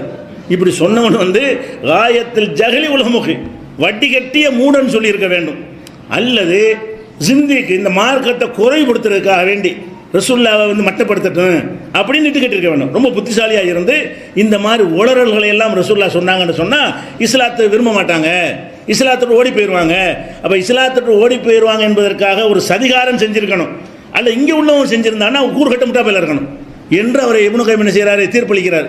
அப்போ இவர் குரானுக்கு மாத்தமாக இருக்கிறதையும் இந்த மாதிரி உளறல்களாக இருப்பதையும் ஏற்றுக்கொள்ளக்கூடாதுன்னு சொல்கிறாரு. அவர் யார்? ஒருத்தர் சொல்லலைங்கிறீங்களே, சொல்லி இருக்கிறாங்களே, எழுதி வச்சுக்கிறாங்க, புக்காக எழுதி வச்சுருக்கிறாங்களே, அதை பார்க்குறோம். அது போக இன்னொரு சொல்கிறாரு, சில ஹதீஸில் அவர் சொல்கிறார், சில பார்த்தாலேயே அந்த இருட்டு இருக்குல்ல, ஹதீஸ்க்குன்னு வெளிச்சம் இருக்குது, ஹதீஸ்க்குன்னு ஒரு பிரைட் இருக்கும், அது பார்த்தோன்னே தெரியும், அப்படி பிரகாசமாக இருக்கும். சில செய்தியை கேட்டால் பார்க்கும்போது இருட்டாக அதை சொல்வதற்கு தயங்கி தான் பயன் பண்ணலாம். அந்த மாதிரியான ஒரு நிலையில் என்ன செய்யும் அந்த ஹதீஸுகள்லாம் இருக்கும். அதுக்கு ஒரு உதாரணத்தை சொல்லி காட்டுறாரு.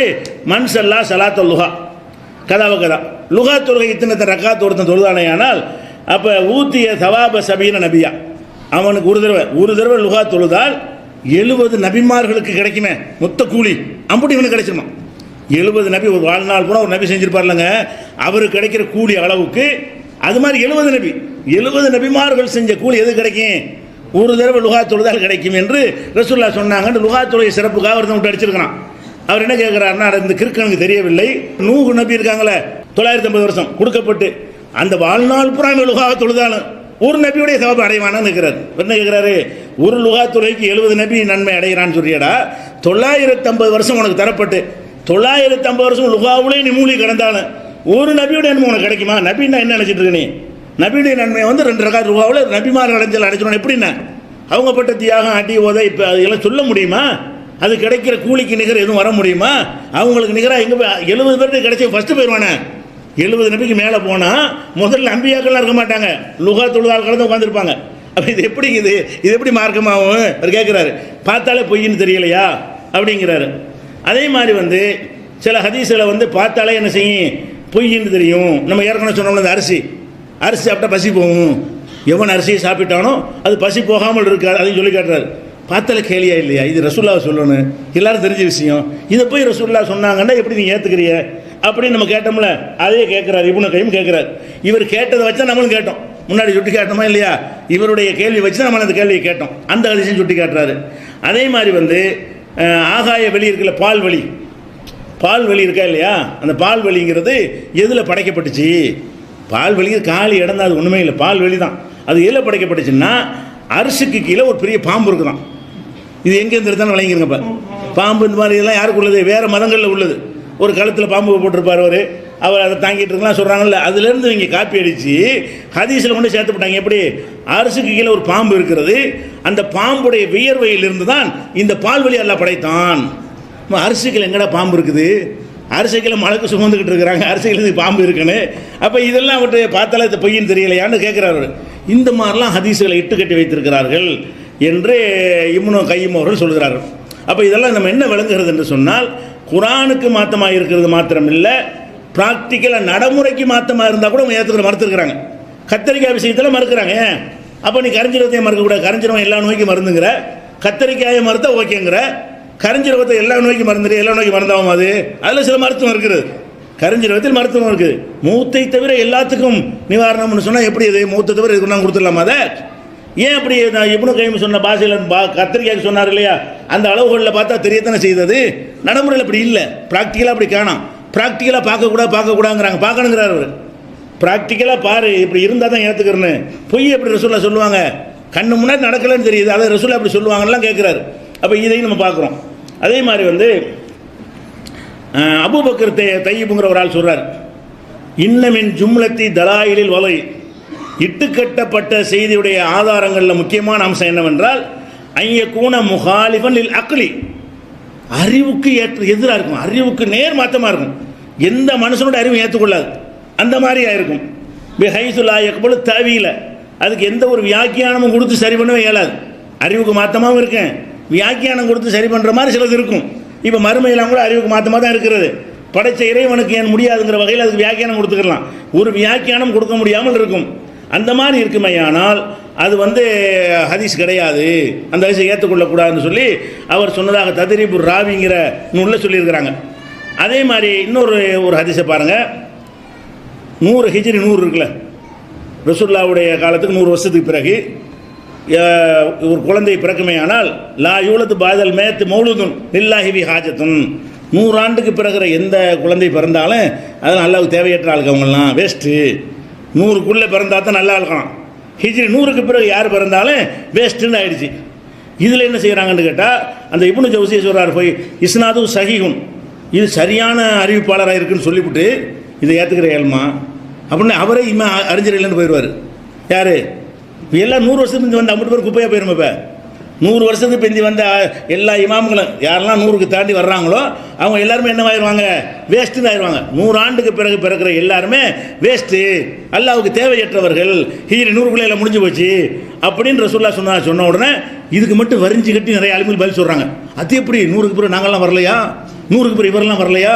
அப்போ அவர்களுக்கு வரலாங்கன்னு கரெக்டாக வழங்க தெரியுதுல்ல. நாங்கள் வரல, இவர் வரல, அவர் வரல, அந்த அறிஞர் வரல, இந்த அறிஞர் வரலையானா அப்போ நீ அதை பார்க்குற? ரசூலுல்லாஹ் சொன்ன நீ அறிஞர்கள் ஒத்துட்டு போ. அப்போ என்ன செய்கிறாங்க? நாங்களும் அறிஞர் இல்லைன்னு வரும்போது கரெக்டாக என்ன செய்கிறாங்க? பிடிச்சி லைசபி சஹீஹின், இது சரியான செய்தி இல்லை என்றெல்லாம் சொல்லியிருக்கிற காட்சியை பார்க்குறோம். இது இப்னு ஜௌசி மௌதுஆத்துன்னு ஒரு புத்தகம் எழுதியிருக்காரு. இட்டுக்கட்டப்பட்ட செய்திகள்னு ஒரு பட்டியலை போட்டு எழுதுகிறாரு. அதில் இந்த செய்தியை கொண்டு வந்து அவர் மறுக்கிறத பார்க்குறோம். அப்போ இதெல்லாம் என்னன்னு கேட்டால், அந்த அவர் சில விஷயங்களை கவனத்தை செலுத்தும்போது கரெக்டாக கண்டுபிடிச்சிடுறாங்க. ஆனால் வாசிக்கிட்டே போவோம், நமக்கு தெரியாமல் போயிடும் நிறைய ஹதீஸுகள். நேற்றுலாம் ஏன் சொல்ல, அது ஒரு கேள்வியை கேட்குறாங்க. சில ஹதீஸ் குரானுக்கு முரண்கிறிய, போன வருஷம் சொன்னீங்களா, அதை 2 வருஷம் முந்தி சொன்னீங்களா, 4 வருஷம் முந்தி சொன்னீங்களா, இதெல்லாம் ஒரு பெரிய கேள்வியாக கேட்பாங்க. இன்னும் கூட சொல்லாத விஷயங்கள் நாளே கூட சொல்லுவோம். ஹதீஸை படிச்சுட்டு போவோம். குரானுக்கு முரண்கிற சிந்தனை அவ்வளோ வசனமும் நம்ம மைண்டில் இருந்தால் தான் என்ன செய்யும்? குரானுக்கு முரண்டு தோணும். அதை படிச்சுட்டே போயிடுவோம். இன்னொரு நாளைக்கு குரான் எடுத்து படிச்சுட்டே வருவோம். அந்த இதுக்கு மாற்றமாக அந்த ஹதீஸ் தெரியுதுன்னு அப்போ தான் தெரியும். அந்த ஹதீஸை படிக்கும்போது பேசாமல் கடந்து போயிடுவோம். இன்னொரு நாளைக்கு குரானை வாசிட்டு வரும்போது இந்த ஹதீஸ் வந்து நிற்குமா? இப்படி குரானில் வந்து இப்போ ஹதீஸை வேறு மாதிரி வந்துச்சு, மரம் 2 எடுத்து மறுபடியும் எடுத்து ஆய்வு பண்ணி இன்னும் பலரும் கூடி உட்காந்து டிஸ்கஸ் பண்ணுனா அது சரியில்லைன்னு தெரிய வரும். இதானுங்க மனுஷன். பிறக்கும் போது எல்லாம் தெரிஞ்சுட்டு வந்துடும். மழை கூட எல்லாம் தெரியாத, அல்லாஹ் ஒருத்தன் தான் எல்லாமே தெரியும். அப்போ பிறக்கும் போதே எல்லாம் தெரிஞ்சுட்டு வந்த மாதிரி நினைத்து கொண்டு இவர்கள் புதுசு புதுசாக மறுக்கிறார்கள். முதல் 5 மறுத்தாங்க, அப்புறம் 10 மறுத்தாங்க. அப்போ நான் அடிப்படை என்ன, குரானுக்கு மாற்றமாக இருந்தால் மறுக்கணும், அவ்வளோதான்.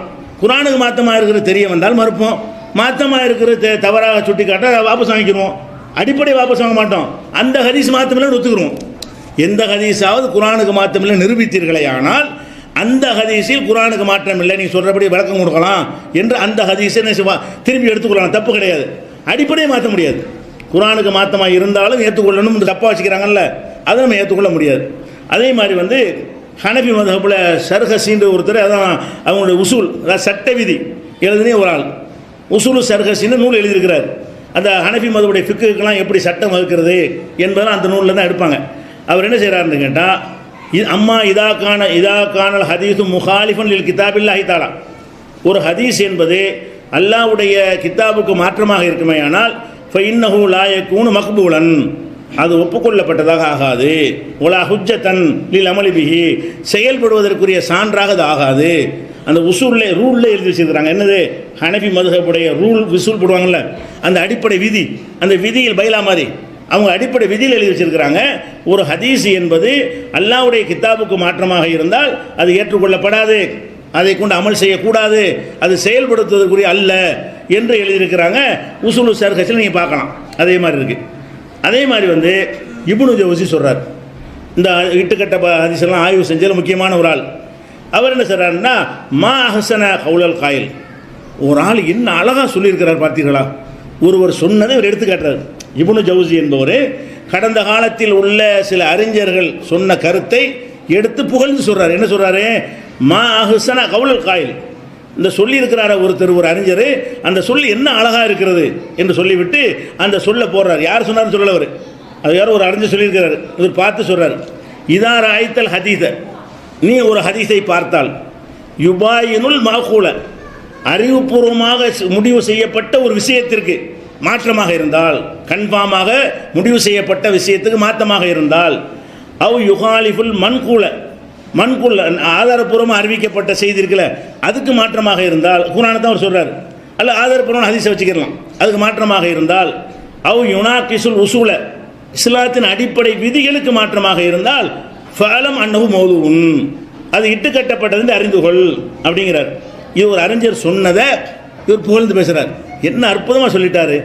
அறிவுபூர்வமாக தீர்மானிக்கப்பட்ட ஒரு விஷயத்திற்கு மாற்றமாக இருந்தாலும், அல்ல அறிவிக்கப்பட்ட ஆதாரப்பூர்வமான செய்தி குர்ஆனோ ஹதீஸோ அதுக்கு மாற்றமான ஒரு ஹதீஸை ஒருத்தர் சொன்னாலும், அல்லது அடிப்படை இஸ்லாத்தின் அடிப்படைக்கு மாற்றமான செய்திகளை அவர் சொன்னாலும் நீ விளங்கிக்க, அது இட்டுக்கட்டப்பட்டது தான்.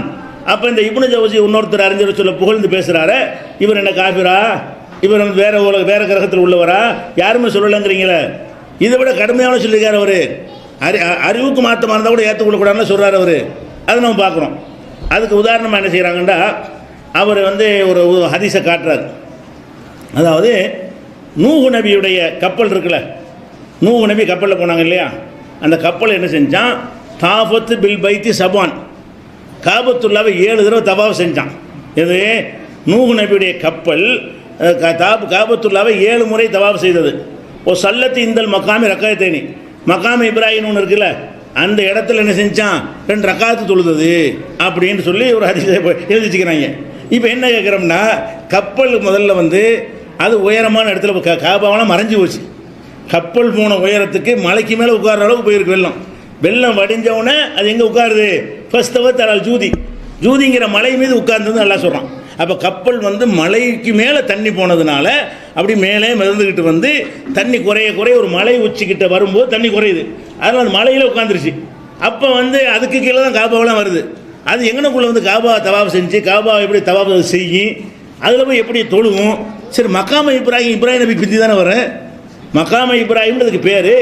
நூஹ் நபி இப்ராஹிம் நபிக்கு முந்தினவரா பிந்தினவரா, இப்ராஹிம் நபிக்கு பிந்தினவர், நூஹ் நபிக்கு பிறகு தான் இப்ராஹிம் நபி. அப்போ இப்ராஹிம் நபி அதுக்கு பிறகு வரும்போது அங்கே மக்காம இப்ராஹிம் எங்கே இருக்காங்க, காபாவில் மக்காம இப்ராஹிம் எப்போ வருது, இப்ராஹிம் நபிக்கு பிறகு தானங்க வருது. மக்காம இப்ராஹிமில் 2 ரக்காத் தொழுதுன்னு எழுதி வச்சுக்கிறீங்களா, இது ஹதீஸான்னு கேட்குறாரு. அப்போ இந்த மாதிரி எல்லாம் நல்ல அடிப்படைக்கு மாற்றமாக இருக்குது, இப்படிலாம் எழுதி வச்சுக்கிறீங்களே, அது நல்ல விஷயமா தெரியுது. கப்பல் தொழுதுச்சு, தவாஃப் கேட்க நல்லா தான் இருக்குது. எப்படி தொழுவும், எப்படி போய் தவாஃப் செய்யும், அது தொழுகை தவாஃப்லாம் உண்டாதுங்களா, அது மனுஷனுக்கு உள்ள கடமை. அதை கூட விளங்காமல் இந்த மாதிரிலாம் எழுதி வைத்திருக்கிறார்கள்னு சொல்லி அவர் இந்த வாதங்களை வைக்கிறார். இது ஒரு விஷயம். அடுத்ததாக என்னென்னு கேட்டால், ஹனபிகளுக்கு மறுப்பாக ஒருத்தர் நூல் இருக்கார் தன்கீல்னு சொல்லி. அப்போ அந்த ஹனபிகள்லாம் சரியில்லைன்னு அந்த ஹனபிகளை பற்றி சொல்லும்போது என்ன செய்கிறாருன்னு கேட்டால், உல் ஹனபியத்து, இந்த ஹனபிக்காரர்கள் இருக்கிறார்கள், அவர்கள் இரவுனல் அஹாதீத சஹீஹத்தை, சஹீஹான ஹதீஸுகளையும், அஸ்ஸரீஹத்தை, தெளிவான ஹதீஸுகளையும், அல்லத்தீலா மத்தானஃபி அசானிதிகா, அல்பத்தா அறிவிப்பாளர்களில் எந்த ஒரு குறையுமே இல்லையே அப்படியான ஹதீஸுகளையும், பி தாவா முகாலபத்தியால் குரான், குரானுக்கு மாற்றம் என்று ஹனபியாக்கள் மறுக்கிறார்கள். ஹனபியாக்களுடைய அந்த உசூல் சர்கஜி சொன்னார்ல, ஹனபியுடைய உசூல், அந்த அடிப்படையில் சொல்கிறாரு. ஹனபி மதுடைய அடிப்படை கொள்கை என்னவென்று சொன்னால், சனது எவ்வளோ சரியாக இருந்தாலும், அதில் எந்த குறையும் இல்லாவிட்டாலும், தெளிவான வாசகம் ஹதீஸில் இருந்தாலும், குரானுக்கு மாற்றம் என்றால் அது ஹதீஸ் இல்லை என்று ஹனபியுடைய உசூல்லையும் உசூல் சர்கஸ்லையும் இருக்கிறது. அதை ஒருத்தர் குறை சொல்லி மறுக்கிறாரு, குறையாக தான் அவர் சொல்கிறாரு, இந்த மாதிரி மறுக்கிறாங்க. அப்போ ஹனபியாக்களுடைய கொள்கை என்னன்னு தெரியுது உங்களுக்கு? ஹனபி மதுஹபுடைய கொள்கை என்னவென்று சொன்னால், யரவுனல் அஹாதீத சஹீஹா, சஹீஹான ஹதீஸுகளை பற்றி அவர்கள் கருதுகிறார்கள். அஸ்ஸரீஹா, தெளிவான வார்த்தை, ரெண்டு அர்த்தம்லாம் வராது, நேரடி அர்த்தம் வரக்கூடிய ஹதீஸுகளையும், அல்லத்தீலா மத்தானபி அசானிதிகா, அதனுடைய அறிவிப்பாளர் வரிசையில் ஒரு குறையுமே இருக்காத அப்படிப்பட்ட ஹதீஸுகளையும், பி தாவா முகாலபத்திஹால் குரான், குரானுக்கு மாற்றம் என்று சொல்லி மறுக்கிறார்கள் அவர்கள் அப்படிங்கிறது. அப்போ இது ஹனபி தான் ஜாஸ்தி உலகத்தில் இருக்கிறாங்க. இந்த ஹனபி கூட்டம் தான் இதுக்கு இந்த கச்சை கட்டி வேலை செஞ்சுட்டு இருப்பேன். எப்படி ஹதீஸ் மறுக்கிறாங்க. ஓ ஹனபி மதத்தில் ஐம்பது பேரும் மறுத்து காஃபி போட்டு கொடுக்கணும். இப்போ ஹதீஸை மறுத்ததால் காஃபின்னு சொல்கிறாங்களே, இதில் சொன்ன 50 பேர் ஹனபி. இதில் ஹதீஸை மறுத்தவர்கள் காஃபின்னு பார்த்தா கொடுக்குற ஜமாத்துல்லமா எல்லாரும் யார்? ஹனபி தானே ஜாஸ்தியாக இருக்கிறாங்க, ஹனபிகள் தான் அதிகமாக இருக்கிறாங்க. அப்போ ஹனபி மதுஹபுடைய ரூல் என்ன சொல்லுதுன்னு கேட்டால், குரானுக்கு மாற்றமாக இருந்தால், சனது சரியாக இருந்தாலும் சரி, அது தெளிவான வார்த்தையை கொண்டு இருந்தாலும் சரி, அறவே குறை இல்லாவிட்டாலும் சரி, அறிவிப்பாளர் வரிசையில் சின்ன ஒரு இல்லத்து கூட இல்லை, ஒரு நுணுக்கமான குறை கூட இல்லை, அப்படி இருந்தாலும் குரானுக்கு மாற்றம் என்று இவர்கள் மறுக்கிறார்களே சரியா அப்படின்னு ஒருத்தர் கேட்குற அளவுக்கு அவங்களுடைய கொள்கை இருக்கிறது.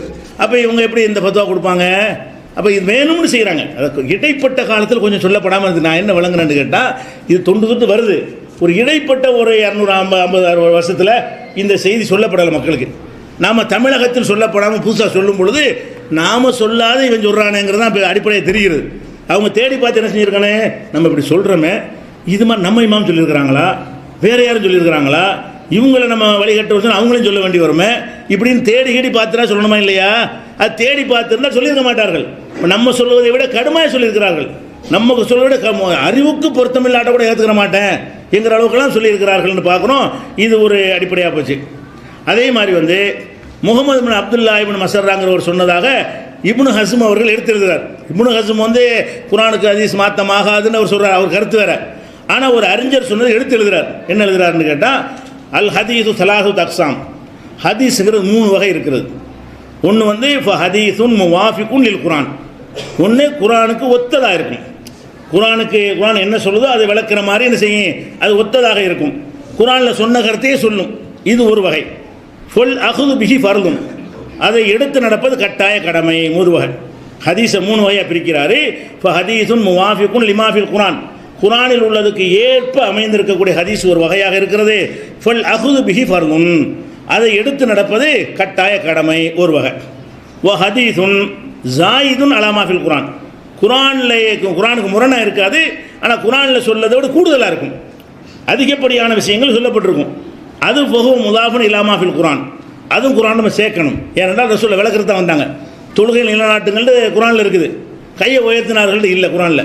தொழுகை நிலைநாட்டினார்கள் என்பதை விட கூடுதலாக இப்படி ஒசத்து, இப்படி கட்டு, இப்படி குனி, இப்படி நிமிரு, இதை ஓது, இன்னும் சூறா ஓது, அத்தையாத்து ஓது, இது எல்லாமே இது கூடுதல். குரானில் இல்லதை விட கூடுதலாக மாற்றம் கிடையாது. குரானில் தொழுங்கள் அல்லாஹ் சொல்கிறான், தொழுவாதீங்கன்னு சொன்னால் தான் மாற்றணும். தொழுவுங்கள் என்பதற்கு விளக்கம், தொழுங்கள்னா என்ன, இப்படி செஞ்சு குனிஞ்சு நிமிர்ந்து இதை ஓதி செய்யி. அப்போ இப்படி வந்தாலும் அதுவும் கட்டாய கடமைங்கிறார். ஒரு விஷயம் குரானில் சொன்னதை அப்படியே ஹதீஸ் சொல்லும், அதை எடுத்து நடப்பது கட்டாய கடமை. இன்னொரு 2வது வகை என்னென்னு கேட்டால், ஹதீஸுன் ஜாயிதுன் அலாமாஃபில் குரான், குரானில் உள்ளதுக்கு மேலே கூடுதல் விஷயங்களை சொல்லக்கூடியது. பொகு முதாஃபுன் இலாமாஃபில் குரான், அது குரானில் உள்ளதோடு சேர்க்கணும். ஏன்னு கேட்டால் அது விளக்கத்திற்கு ரசூலுல்லாஹ் வந்திருக்கிறாங்க. ஒல் அகுது பிஹி ஃபர்துன், அதுவும் கட்டாய கடமை. குரானுக்கு விளக்கமாக ரசூலுல்லாஹ் சொன்ன கூடுதல் விவரங்களே கட்டாய கடமை. வ ஹதீஸுன் முஹாலிஃபுன் லிமாஃபில் குரான், குரானுக்கு மாற்றமாக உள்ள ஹதீஸு 3வது வகை. 3வது ஹதீஸ் என்னது? குர்ஆனுக்கு எதிராக அந்த கருத்து வந்து நிற்கும். அப்படி இருந்தால் ஃபஹு முத்தரஹுன் தூக்கி எறியப்பட வேண்டியது. 2-3 ஹதீஸில் 2 ஹதீஸை ஏற்றுக்கிறேன்னு ஒரு ஹதீஸை அழகாக சொல்கிறார். இதுதான் தௌஹீத் ஜமாத்துடைய கொள்கை. தௌஹீத் ஜமாத் நிலைப்பாட்டு அப்படி அழகாக சொல்கிறார். எப்படி சொல்கிறாரு? ஹதீஸ்கள் 3 வகை இருக்கிறது. ஒன்று குர்ஆனில் உள்ளதையே வழிமொழியக்கூடியதாக இருக்கும், அதை ஏற்றுக்கொள்ள வேண்டும். குர்ஆனில் சொல்லாத ஒன்றை கூடுதலாக நோன்பு வைங்கள்னு சொல்லப்படும். எப்படிங்கிற ரசூலுல்லாஹ் சொல்லுவாங்க. ஜக்காத்து கொடுங்கன்னு குர்ஆனில் சொல்லப்படும். எப்படிங்கிற விவரத்தை ரசூலுல்லாஹ் என்ன செய்வாங்க? ஆட்டுக்கு இவ்வளோ, மாட்டுக்கு இவ்வளவு, ஒட்டகத்துக்கு விளக்குவாங்க. இப்படி ஜாயிதாக கூடுதலாக இருக்கும், அதை எடுத்துக்கொள்ளணும். மாத்தமாக தூக்கி வச்சிருங்க என்று சொல்லியிருக்கிறாங்களே. இவங்கெல்லாம் யார்? இவங்கெல்லாம் வழிகேடர்களா, காஃபிர்களா? ஒருவரும் சொல்லணும்னு ஏன் சொல்கிறீங்க? ஒருவரும் சொல்லாட்டாலும் அடிப்படை, அதோட வரைக்கும் சொல்லணும். ஒருத்தரும் சொல்லாட்டாலும் பிரச்சனை இல்லை. ஆனால் ஒருவரும் சொல்லவில்லை என்று சொல்வது தப்பு, பொய் நிறைய சொல்லியிருக்கிறார்கள். அதை பார்க்குறோம். இஹ்காமுர் கிதாபில் இப்னு ஹஸம் எடுத்து எழுதுறாரு. அதே மாதிரி வந்து ஒரு அல்லாஹ் என்ன செய்வானா, நரகத்தில் எல்லாத்தையும் போட்டோன்னே அல்லாஹ் கேட்பானா, போதுமா நிறைஞ்சிட்டியான்னு நல்லா கேட்பானா. அது குர்ஆனில் இருக்குது. ஹலிம் தலாத்தி யௌம நக்கூலு ஜஹன்னம, நரகத்தை பார்த்து நம்ம கேட்போம், ஹலிம் தலாத்தி நிறைஞ்சிட்டியா என்று கேட்போம். நரகம் சொல்லும் ஹல்மின் மசீத் என்ன கொஞ்சம் இருக்கான்னு கேட்குமா. எல்லாத்தையும் நிறைச்சவனே நரகத்தை பார்த்து அல்லாஹ் பேசுவான். அல்லாஹ் எதையும் பேசுவான், அல்லாட்ட எதுவும் பேசும். அது ஒரு விஷயம். அப்போ நரகத்தை பார்த்து அல்லாஹ் பேசுவான், ஹலிம் தலாத்தி நிறைஞ்சி சாப்பா உனக்கு அப்படின்னு கேட்பான். அல்லாஹ் நரகம் என்ன சொல்லுமா, ஹல்மின் மசீத் இன்னும் கொஞ்சம் இருக்குதா அப்படின்னு கேட்பான். பத்தாது. இந்த இவ்வளோ காஃபிர்களும் அள்ளி போட்டால் கூட நரகத்துக்கு தீனிக்கு அது என்ன செய்யலை, பத்தலை. அப்போ இது வரைக்கும் உங்களுக்கு சரியான செய்தி. இதை ஒட்டி ஒரு இட்டுக்கட்டுற ஹதீஸ் அப்படின்னு கேட்டால், இந்த நேரத்தில் அல்லாஹ் என்ன செய்வான் என்றால், புதிதாக சில மனிதர்களை படைப்பான். நரகத்துக்கிட்ட படைச்சு போய் போடான்றோம் அதில்லையும் அப்படின்னு சொல்லி என்ன செய்யுது, ஒரு அரிசி விட்டு வச்சிருக்காங்க. அது 10,000 சொல்லிடுச்சுல. 10,000 சொன்ன பிறகு இன்னொரு ஆதார் கூட அஞ்சல் நடந்ததுன்னா அல்லாஹ் காலை வச்சு மிதிப்பான். போதுமாண்டு போதும்னு சொல்லும்னு வருது. அது அடைக்கிடுவான். அல்லாஹ் நரகத்தை என்ன செய்வான், இனிமேல் கேட்கக்கூடாது அப்படிங்கிற ஆதாரப்பூர்வமாக வருது. இந்த இன்னொரு சில எப்படி இட்டு கட்டுறாங்கன்னு கேட்டால், 10 சொல்லுது. அப்போ என்ன செய்வோம், இன்னும் கொஞ்சம் ஆளுகள் போடணுமே. மூமின்னு சொன்ன ஆள் கொண்டு போட முடியாது, தீர்ப்பளிச்சாச்சு. அப்போ அவனை காஃபிலாம் போட்டு முடிச்சாச்சு. மனுஷன் காணா. இப்போ அங்கே நல்லா என்ன செய்வான், ஆகுண்டு இப்படி ஒரு இல்லை கோடிக்கணக்கான மக்களை படைச்சி பூங்காட நரகத்துக்கு நல்லா தள்ளிடுவான் அப்படின்னு ஒரு அஞ்சு கட்டி வச்சுருக்கிறாங்க. இவர் என்ன கேட்குறாருன்னா, இது எப்படிங்க, இது அவன் என்ன செஞ்சான்? ஒரு நரகத்துக்கு போடுவதாக இருந்தால் காரணத்தோடு நல்லா போடுறான். அப்போ தான் படைக்கிறான். நரகத்துக்கு போடுறதுக்குன்னே படைச்சி போட்டு தள்ள முடியுமா? நம்மளெல்லாம் நரகத்தில் போடுறான், சொர்க்கத்தில் போடுறான்னு ஒரு காரணத்தை வச்சு போடுறான். இன்னொன்று செஞ்ச அதனால் ஒரு நரகம், இன்னொன்று தப்பு செஞ்சால் உனக்கு சொர்க்கம், நன்மை செஞ்ச சொர்க்கம் அப்படின்னு காரணத்தோடு போடும் பொழுது இந்த ஹதீஸ் என்ன சொல்லுதுன்னு கேட்டால், ஒரு காரணம் தேவையெல்லாம் கிடையாது. திடீர்னு படைக்குவான், நரகத்தில் அள்ளி போட்டு அது எவ்வளோ கேட்குதோ அந்தளவுக்கு மக்களை போட்டு நிறச்சி விட்ருவான். அப்போ இந்த மனிதன் ஏன் நரகத்துக்கு போனான்? அதுக்கு பதில் சொல்ல தேவையில்லை. அல்லாஹ் யாருக்கு பதில் சொல்ல கடமைப்பட்டவன் கிடையாது. ஆனால் அல்லாஹ் அநியாயம் செய்ய மாட்டானே. உலா எழுதும் ரப்பிக்கு அகதா, உன் இறைவன் யாருக்கும் அநியாயம் செய்கிறவன் இல்லையே அப்படின்ன உடனே என்ன செய்கிறாங்க, அது கேட்குறாங்க. வஹத்தஜபி கௌலிஹி உலா எழுதும் ரப்புக்கு அகதா, உமது இறைவன் யாருக்கும் அநியாயம் செய்ய மாட்டான்னு சொல்லியிருக்கும் பொழுது இவனை எந்த தப்பும் செய்கிறதுக்கான ஒரு சூழ்நிலைக்கு தள்ளாமல் நேர கொண்டு படைச்சவன் நரகத்தில் போட்டால் அது அநீதியா இல்லையா? என் நரகத்துக்கு நீ படைச்ச எனக்கு வாய்ப்பு கொடுத்தியா? என்னை இப்போ துனியாவுக்கு அனுப்பி விட்டியா? நல்லது கெட்டதுக்கான போதனைகளுக்கு அனுப்பி வச்சியா? நான் செஞ்சால் நல்லவன் ஆகிருப்பேன்னு கேட்பான்லாமே. ஒரு போதனை அவனுக்கு சேரலையே, ஒரு நபியும் வரல, ரசூலும் வரல, போதனையும் வரல. அந்த செகண்ட் தான் படைக்கப்படுறான், அந்த செகண்டுக்கு நரகத்தில் போடப்படுறான். எப்படி இது அப்படின்னு மறுக்கிறாங்க. அப்படி சொல்கிறாங்க. கதுக்கால ஜமாத்து மினல் ஐம்மா, இமாம்களில் ஒரு பெரிய ஜமாத்து சொல்கிறது, பெரிய கூட்டமே சொல்கிறார்கள். அன்ன ஹாதல் மோதிய மக்லூபுன், இது புரட்டி அறிவிக்கப்பட்ட செய்தியாக இருக்கிறது. பி அன்னஹு கலத்துன், இது தவறான அறிவிப்பு என்று என்ன செய்கிறாங்க, இப்னு கைம் உறுதிப்படுத்துகிறாரு. வஹத்தஜ பி அன்னல்லாஹ தஆலா அக்பர, அல்லாஹ் நமக்கு அறிவித்திருக்கிறான். பி அன்ன ஜஹன்னம தம்தலிவு மின் இப்லீஸ வ அத்பாஹி, இப்லீஸ் அவனுடைய பின்பற்றியவர்களை கொண்டு சொர்க்கம் என்ன செய்ய நிறைஞ்சிரும். அப்படி ஒரு ஆயத்து இருக்கு. ல அம்ல அன்ன ஜஹன்னம மினல் ஜின்னத்தி ஒன்னாசி அஜ்மயின், நான் நரகத்தை நிரப்புவேன் ஜின்னத்து என்ற சைத்தானை கொண்டும் மனிதர்களை கொண்டு அனைவரை கொண்டு நிறைச்சிருவேன் அல்லாஹ் சொல்கிறான். நிறைஞ்சிரும்னு ஒரு சொல்கிறது. அது மாதிரி வஹத்தஜபி கௌலிஹி வலா எழுதும் ரப்புக்கஹதா, உனது இறைவன் யாருக்கு அநியாயம் செய்ய மாட்டான்னு இருக்கிறது. அப்படி இருக்கும் பொழுது நரகத்துக்குன்னு ஒருத்தரை படைச்சு கொண்டே போடுவான்ட்டு இப்படி ஹதீஸ் இருக்கும். ஹதீஸ் இருக்கு தான் செய்யுது. அது ஹதீஸா? இதை ஏற்றுக்கிற முடியுமா? ரசூலுல்லாஹ் சொன்னதாக சொன்னாலும் நம்ம என்ன முடிவுக்கு வரணும், இது ரசூலுல்லாஹ் சொன்னது கிடையாது, இந்த மாதிரி ரசூல் ஸல்லல்லாஹு அலைஹி வஸல்லம் சொல்ல மாட்டார்கள், இப்படி தான் முடிவுக்கு வரணும் என்று அந்த எல்லா இமாம்களும் சொன்னதாக ஃபத்துல் பாரியில் இப்னு ஹஜர் இந்த புகாரிக்கு விரிவுரை இருக்குல்ல, அந்த நூலில் அவர் சொல்கிறார். பெரிய பெரிய அறிஞர்கள்லாம் என்ன செய்கிறாங்கன்னா, இது ஒரு கான்செப்டாக வைக்கிறாங்க. குர்ஆனுக்கு மாற்றமாக இருக்குது, குர்ஆனுக்கு மாற்றமாக அந்த ஹதீஸ் அமையுது என்று மறுத்திருக்கிறார்கள். அதை பார்க்குறோம். அதே மாதிரி ஷாஃபி இமாம்கிட்ட கேட்குறாங்க. என்ன கேட்குறாங்கன்னா, இப்போ ஒரு ஹதீஸ் நமக்கு வருது, ஹபருல் ஓரிரு நபர்கள் அறிவிக்கக்கூடிய ஹதீஸ் வருது. இதாத்த காமடுத்து சுரூத்து சிகத்திகி, அது சிகத்தை சரியாக இருப்பதற்குரிய கண்டிஷன் போட்டோம்ல, அதாவது நம்பிக்கையாக இருக்கணும், உறுதியானவராக இருக்கணும், நேர்மையானவராக இருக்கணும், அதெல்லாம் இருக்குல்ல, அதெல்லாம் கரெக்டாக இருக்குது.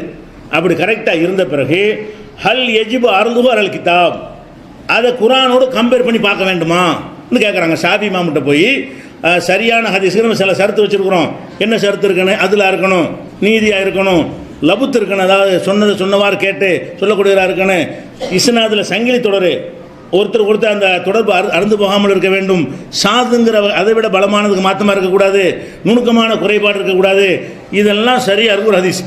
பார்த்தோம்னா எதுவுமே இல்லை, 5 கண்டிஷனும் சரியாக இருக்கிறது. இப்படி ஆன பிறகு குரானோட வச்சு ஒரு உரசி பார்க்கணுமா அப்படின்னு ஒருத்தர் கேட்குறாரு. யார்கிட்ட? ஷாஃபி இமாம்கிட்ட கேட்குறாரு. அப்போ கால ஷாஃபி ரலியல்லாஹு, ஷாஃபி இமாம் சொல்கிறாங்க, அப்படி உரசி பார்க்க தேவையில்லை, குரானோட உரசி பார்க்க தேவையில்லை. ஏனென்று கேட்டால் குரானுக்கு மாற்றமாக இல்லாட்டி தான் முதல்ல எடுத்துக்கிறவே செய்யணும். ஃபஸ்ட்டு பார்த்துட்டு பார்க்குறாரு. இவர் என்ன சொல்கிறாரு? குரான் இந்த இதெல்லாம் பார்க்குறதுக்கு முன்னாடி முதல்ல மேட்ரை பாரு, அதெல்லாம் சரின்னு வந்த பிறகு தான் அது அறிவிப்பாளர் பார்க்கணும். அவர் எனக்கு அழகான பதில் சொல்கிறார் பாருங்க. இல்லை அன்னஹு லாத்தத்த காமலு சுருத்துகு, அதனுடைய நிபந்தனைகள் முழுமையடைவது எப்போதென்றால் இல்லாஹுவ ஹைர் முகாலிமில் கிதாப், குரானுக்கு மாற்றம் இல்லைன்னு முடிவான பிறகுதான். அப்போ ஒரு ஹதீஸ் அறிவிப்பாளரை பார்க்குறது ரெண்டாவதுன்ட்டார். பிந்தி பார்க்கணும்னு கேட்குறாருல, பிந்தி பார்க்கறது முந்தி பார்த்துக்கங்கிறார். ரசூலுல்லாஹ் சொன்னால் ஹதீஸ் வந்தவுடனே யார் சொன்னான்னு முதல் பார்க்காத, என்ன மேட்ரு, இந்த கருத்து என்ன கருத்தை சொல்லுது, இது குரான் ஒத்துருக்கா, ஒத்து இருக்குன்னு சொன்னால் அறிவிப்பாளர் போய் பாரு. ரசூலுல்லாஹ் சொன்னாங்களான்னு, ஒத்து இல்லைன்னா அப்போ தள்ளி விட்டுரு. அப்போ சஹீஹான ஹதீஸுடைய கண்டிஷன் அறிவிப்பாளரை பார்ப்பது இரண்டாவது. அறிவிப்பாளரை பார்த்துலாம் கருத்தை பார்த்து தள்ளுபடி செஞ்சிட்டோம்னா முடிஞ்சு வச்சுக்கத, அறிவிப்பாளர் தேவையே இல்லை. அந்த கருத்து குரானுக்கு மாற்றமாக இருந்தால் நம்ம ஆட்களை போட்டு உரசிக்கிட்டு இருக்கணும். குரானும் நேரம் மோதுது, யார் சொன்னா என்ன, இவர் சொன்னா என்ன, நம்ம வாட்டு மேட்ரு பார்க்குறோம், தப்புன்னு தூக்கி போட்ட வேண்டியதான். அந்த கருத்து கரெக்டாக இருக்குது, குரானுக்கு மாற்றமாக இல்லை. சரியான கருத்தாக இருந்தால் ரசூலுல்லாஹ் சொன்னாங்கன்னு உறுதிப்படுத்தணும்ல. சரியான கருத்தை எல்லாம் ரசூலுல்லாஹ் சொல்லியிருப்பாங்கன்னு சொல்ல முடியாது. நமக்கு தேவையான ரசூலுல்லாஹ் சொல்லுவாங்க, அந்த கருத்து சரியாக கூட இருக்கலாம், ரசூலுல்லாஹ் சொல்லாமல் இருந்திருப்பாங்க. அப்போ அந்த ஹதீஸ் சரியான ஒரு கருத்தை சொல்கிறது, அதை ரசூல் ஸல்லல்லாஹு அலைஹி வஸல்லம் சொன்னார்களா இல்லையாங்கிறதுக்கு அப்போ தான் பரிசீலிக்கணும். அது தவறான கருத்தை தான் சொல்கிறேன் என்று தெரிந்து விட்டால் அதை பரிசீலனைக்கு எடுக்கவே கூடாதுன்ட்டார். அப்போ இது எவ்வளோ கடுமைன்னு பாருங்கள். அப்போ ஹனபி மதுஹப் பிரகாரமும் நீங்கள் பேச இயலாது, ஹதீஸை மறுக்கிறாண்டு. ஷாஃபி மதுஹப் பிரகாரமே ஃபஸ்ட்டு நீங்கள் எது எடுக்கணும், 2 மதுஹப் தான் இருக்கிறீங்க. உங்கள் சலபி மதுஹப் பிரகாரம் இப்படி சொல்லிவிட்டார், உங்கள் சலபி மதுஹப் பிரகாரம் பேச முடியாது, ஹனபி மதுஹப் பிரகாரம் பேச முடியாது, ஷாஃபி மதுஹப் பிரகாரம் ஹதீஸ் மறுப்புன்னு பேச இயலாது. இந்த சலபி மதுஹப் இருக்குல்ல, அந்த மதுஹப்பில் பேச முடியுமானா அதுவும் முடியாது. அப்போ எந்த மதுஹப்ல நீ பேசுகிற, நீ நாங்கள் யாரும் சொல்லாட்டாலும் நாங்கள் சொல்லுவோம். நீ இதெல்லாம் இதுக்கு பின்னாடி நிற்கக்கூடிய ஆளுக்கு ஏன் அவங்க சொல்ல நீங்கள் மறுக்கிறீங்க? நீ ஷாஃபிங்கிறோம், இப்படி இந்த ஷாஃபி மாமனு சொல்ல நீ எப்படி மறுக்கிற? முதல்ல அதை பாருங்கிறார. சரியான ஹதீஸ் என்பதற்கு ஃபஸ்ட்டு கண்டிஷன் என்னவென்றால் அது குரானுக்கு மாற்றம் இல்லாமல் இருக்கணும். அதுக்கு பிறகு எடுத்து வச்சு அவர் நேர்மையானவரா அவர் இவரா அதெல்லாம் ரெண்டாவது பார்த்துக்கங்கிறார். இது எங்கே இருக்குது? மஹ்சூலுங்கிற கிதாபில் இருக்கிறது. அப்போ இதெல்லாம் வச்சு பார்க்கும்போது எல்லா இமாம்களும் அந்த கருத்து தான் சொல்லியிருக்கிறார்கள். அதே மாதிரி இன்னொரு ஹதீஸ் பாருங்கள். காலு இயால்னு ஒருத்தர் இருக்கார், அது முக்கியமான ஹதீஸ் கலையில் ஒரு பெரிய மேதை, நல்ல ஒரு அறிஞர். அவர் என்ன சொல்கிறாருன்னு கேட்டால், ஒரு பரவலான எல்லாருக்கும் தெரிஞ்ச ஒரு ஹதீஸ். அந்த ஹதீஸ் எங்கே இருக்குன்னு கேட்டால், நீங்கள் புகாரில் 3222, 1237, 5827, 6268, 6443, 6444, 7487 இத்தனை இடத்துல புகாரில் இருக்குது இந்த ஹதீஸ். என்ன ஹதீஸ்ன்னு சொன்னால், மண் மாத்த மின் உம்மத்தி லா யுஷ்ரிகு பில்லாஹி ஷையா, என்னுடைய உம்மத்தில் ஷிர்க்கு வைக்காமல் ஒருத்தன் மரணித்து விட்டால் தஹலல் ஜன்னா, அவன் சொர்க்கத்துக்கு போயிடுவான் இந்த ஹதீஸ் இருக்கு. இதை சொன்ன உடனே அவர் அபூதர் என்ன செய்கிறார், அபூதர் தான் என்ன செய்கிறாருன்னா கேட்குறாரு ரசூலுல்லாஹ்ட்ட, ஒயின் ஜனா ஒயின் சரக்க, அவன் திருடினாலும் விசாரம் செஞ்சாலுமாங்கிறார். ரசூலுல்லாஹ் பொதுவாக சொல்லிட்டு போயிட்டாங்க, அதான் அல்லாவை ஷிர்க்கு வைக்காமல் போயிட்டால் அவனுக்கு சொர்க்கன்ட்டாங்கல்ல. சரி, ஷிர்க்கு வைக்கல, திருடுறான், ஷிர்க்கு வைக்கல விசாரம் பண்ணுறான், அவனுக்குமா இதுன்னு கேட்குறாரு. அவர் என்ன செய்கிறாரு, இதெல்லாம் வைத்துக்கொண்டு தப்பு செய்யலாமான்னு கேட்குறாரு. அவர் என்ன அடிப்படையில் கேட்குறாருன்னு கேட்டால், ஒயின் ஜனா ஒயின் சரக்க, அவன் திருடினாலுமா அவன் விபச்சாரம் செய்தாலுமா அப்படின்னு கேட்குறாங்க. ரசூல் ஸல்லல்லாஹு சொல்கிறாங்க, ஒயின் ஜனா ஒயின் சரக்க, ஆமாம் திருடினாலும் சரி தான் விபச்சாரம் செஞ்சாலும் சரி தான், லா இலாஹ இல்லல்லாஹ் சொர்க்கம் தான். திருப்பி சொல்கிறாங்க, முதல்ல பொதுவாக சொல்லி முடிச்சுட்டாங்க. இவர் கேள்வி கேட்டதுக்காக வேண்டி ரசூல் ஸல்லல்லாஹு அலைஹி வஸல்லம் அதையே ரிப்ளையாக கொடுக்குறாங்க. அவர் என்ன கேட்குறாரு, ஒயின் ஜனா ஒயின் சரக்கங்கிறாரு, திருடினாலும் விசாரம் செஞ்சாலுமாண்டு. ரசூலுல்லாஹ் என்ன செய்கிறாங்க, ஆமாம் திருடினாலும் விசாரம் செஞ்சாலும் தான், திருடினாலும் சரி விபச்சாரம் செஞ்சாலும் சரி ஷிர்க் வைக்கலையா உனக்கு சொர்க்கம் தான் அப்படின்னு ரசூலுல்லாஹ் சொல்கிறாங்க. இதை மறுபடியும் கேட்குறாரு பல ரிவாயத்துகளில். மறுபடியும் அதை சொல்கிறாங்க, நாசமா போ அப்படின்னு சொல்லி என்ன செய்கிறாங்க, மறைய திருப்பி கேட்குறாங்க. அந்த மாதிரி ரசூல் ஸல்லல்லாஹு அலைஹி வஸல்லம் செய்கிறாங்க, அதை செல்லமாக கடிஞ்சிருக்கிறாங்க. அப்போ இந்த ஊழல் அதிர்ச்சி நீங்கள் இப்போ பாருங்கள், எல்லாத்துல என்ன இருக்குன்னு கேட்டால், ஒருத்தன் விபச்சாரம் செய்தாலும் சரி, அவன் திருடினாலும் சரி, அந்த லா இலாஹ இல்லல்லாஹ் சொல்லி ஷிர்க் வைக்காமல் அல்லாஹ்வை தவிர யாரை வணங்க மௌத்தாகிவிட்டான் என்றால் அவன் சொர்க்கத்துக்கு போயிடுவான் இருக்குல்ல. இது சரியான ஹதீஸ். இதை நம்ம மறுக்கலை. ஆனால் ஒருத்தர் பார்வையில் இது குர்ஆனுக்கு முரண் இது குர்ஆனுக்கு முரண் கிடையாது. ஏன்னு கேட்டால் எந்த களிமா சொன்னவராக இருந்தாலும் அவர் பாவத்துக்கு தண்டனை அனுப்பிச்சு கடைசி சொர்க்கத்துக்கு போயிடுவார். ஷிர்க் வச்சவனுக்கு கடைசியும் போக முடியாது. இவன் விபச்சாரமாக பண்ணி இருந்தாலும் அதுக்கு ஒரு பனிஷ்மெண்ட் எல்லாம் கொடுப்பான். அதுக்கு பிறகு சொர்க்கத்துக்கு போயிடுவார். தகவல் சின்ன தானே, நரகத்துக்கு போக மாட்டான்னு ஹதீஸில் இல்லை, சொர்க்கத்துக்கு போவான்னு தான் இருக்குது. நரகத்துக்கு போயிட்டு கூட சொர்க்கத்துக்கு போவான், இதில் இந்த முரண் கிடையாது. ஆனால் அவங்க அறிஞர்கள் மத்தியில் என்ன இருக்குன்னா, குர்ஆனுக்கு மாற்றமாக இருந்தால் எடுத்துக்கூடாதுன்னு அதில் நிற்கிறார் அவர். காலியால் என்ன கேட்குறாருன்னா, இது எப்படி சரியாக வரும், இல்லையா அன்னஹு முகாலிஃபுல் குர்ஆன், இது குர்ஆனுக்கு மாற்றமாக இருக்கிறது. அல்லாஹ் என்ன செய்கிறான்னு கேட்டால் பாவங்களுக்கு தண்டிக்கிறேன்னு சொல்கிறான். அப்போ நீ பாவம் செய்ய தூண்டுற மாதிரி இருக்குது. நீ பாட்டு லா இலாஹ இல்லல்லாஹ் சொல்லிக்க, என்ன விசாரம் பண்ணிக்க, திருடிக்க, என்ன ஆட்டம் வேணாலும் போட்டுக்க, லைசன்ஸ் கொடுக்குற மாதிரி வருதப்பா, இதுக்கு அந்த மார்க்கம் வந்துச்சுன்னு அவர் நிறைய கேள்விகளை கேட்குறாரு. அடுக்கடுக்காக கேள்வி கேட்டு இது மாதிரியான ஒரு விஷயத்தை போய் சொன்னால் இது எப்படி சரியாக வரும். இதை சொல்கிறதுக்கான நபிமாரெலாம் அடி வாங்கினாங்க, இதை சொல்கிறதுக்கான நபிமார்கள் வந்தாங்க, திருட்டு விபச்சாரத்தை ஒழிக்கிறதுக்கு தானே வந்தாங்கன்னு அவர் பெரிய ஆர்டிக்கல் போடுறார். அவர் பாட்டு நிறைய கேள்விகளை எழுப்பி இது இஸ்லாத்தின் அடிப்படையை தகர்த்து நாசமாக்குறது, ஒழுக்கமுள்ள சமுதாயத்தை உருவாக்குறதுக்கு பதிலாக தப்பு தவறு செய்ய தூண்டுகிறது, ஷிர்க் மட்டும் வைக்காத என்ன வேண்டாலும் பண்ணிக்க என்று தூண்டுகிறது. அவர் கடுமையான வார்த்தையை சொல்லி அவர் என்ன செய்கிறாருன்னு கேட்டால், இது யுனாஃபி ஹிக்மத்தல்லாஹி தஆலா, அல்லாஹ்வுடைய ஹிக்மத்துக்கு இது மாற்றமாக இருக்கிறது, இது சரியே இல்லை அப்படின்னு சொல்லி முடிக்கிறார் அவர். இப்போ நம்ம என்ன பார்க்குறோம், இவர் சரியில்லைன்னு சொன்னது சரியில்லை, அதான் சரியில்லை. ஆனால் எதுக்கு இதை எடுத்து சொல்கிறோம்னு கேட்டால், குர்ஆனுக்கு மாற்றம்னு கேட்குறாருல, குர்ஆனுடைய ஹிக்மத்துக்கு மாற்றமாக இருக்கிறது. இது மனிதன் தப்பு செஞ்சால் தண்டனைன்னு எல்லாம் சொல்கிறானே, அதெல்லாம் அர்த்தமற்றதாக்குறது. விபச்சாரத்துக்கு கடுமையான தண்டனைங்கிறான் அல்லாஹ், திருட்டுக்கு கடுமையான தண்டனைங்கிறான். இது என்ன செய்யுது, இப்படி செஞ்சுட்டு போடாங்குது. அப்போ அல்லாஹ் தண்டனைக்குரியதாக ஒன்றை சொல்கிறான். இந்த ஹதீஸ் அப்படி சொல்லாமல் இது மாதிரி செஞ்சுக்க, அப்படி இந்த பாவத்துக்கு லைசன்ஸ் கொடுக்குற மாதிரி இருக்குது, இதை ஒப்புக்கொள்ள முடியாதுன்னு சொல்லிட்டு மறுக்கிறார். ஆனால் இதுக்கு விளக்கங்கள் கொடுக்குறாங்க, இது கரெக்டான விளக்கமாக இருக்குது. என்ன விளக்கம், இது சொர்க்கத்துக்கு போவான்னு இருக்கே தவிர அதுக்குரிய தண்டனை அனுபவிக்க மாட்டான்னு இல்லை.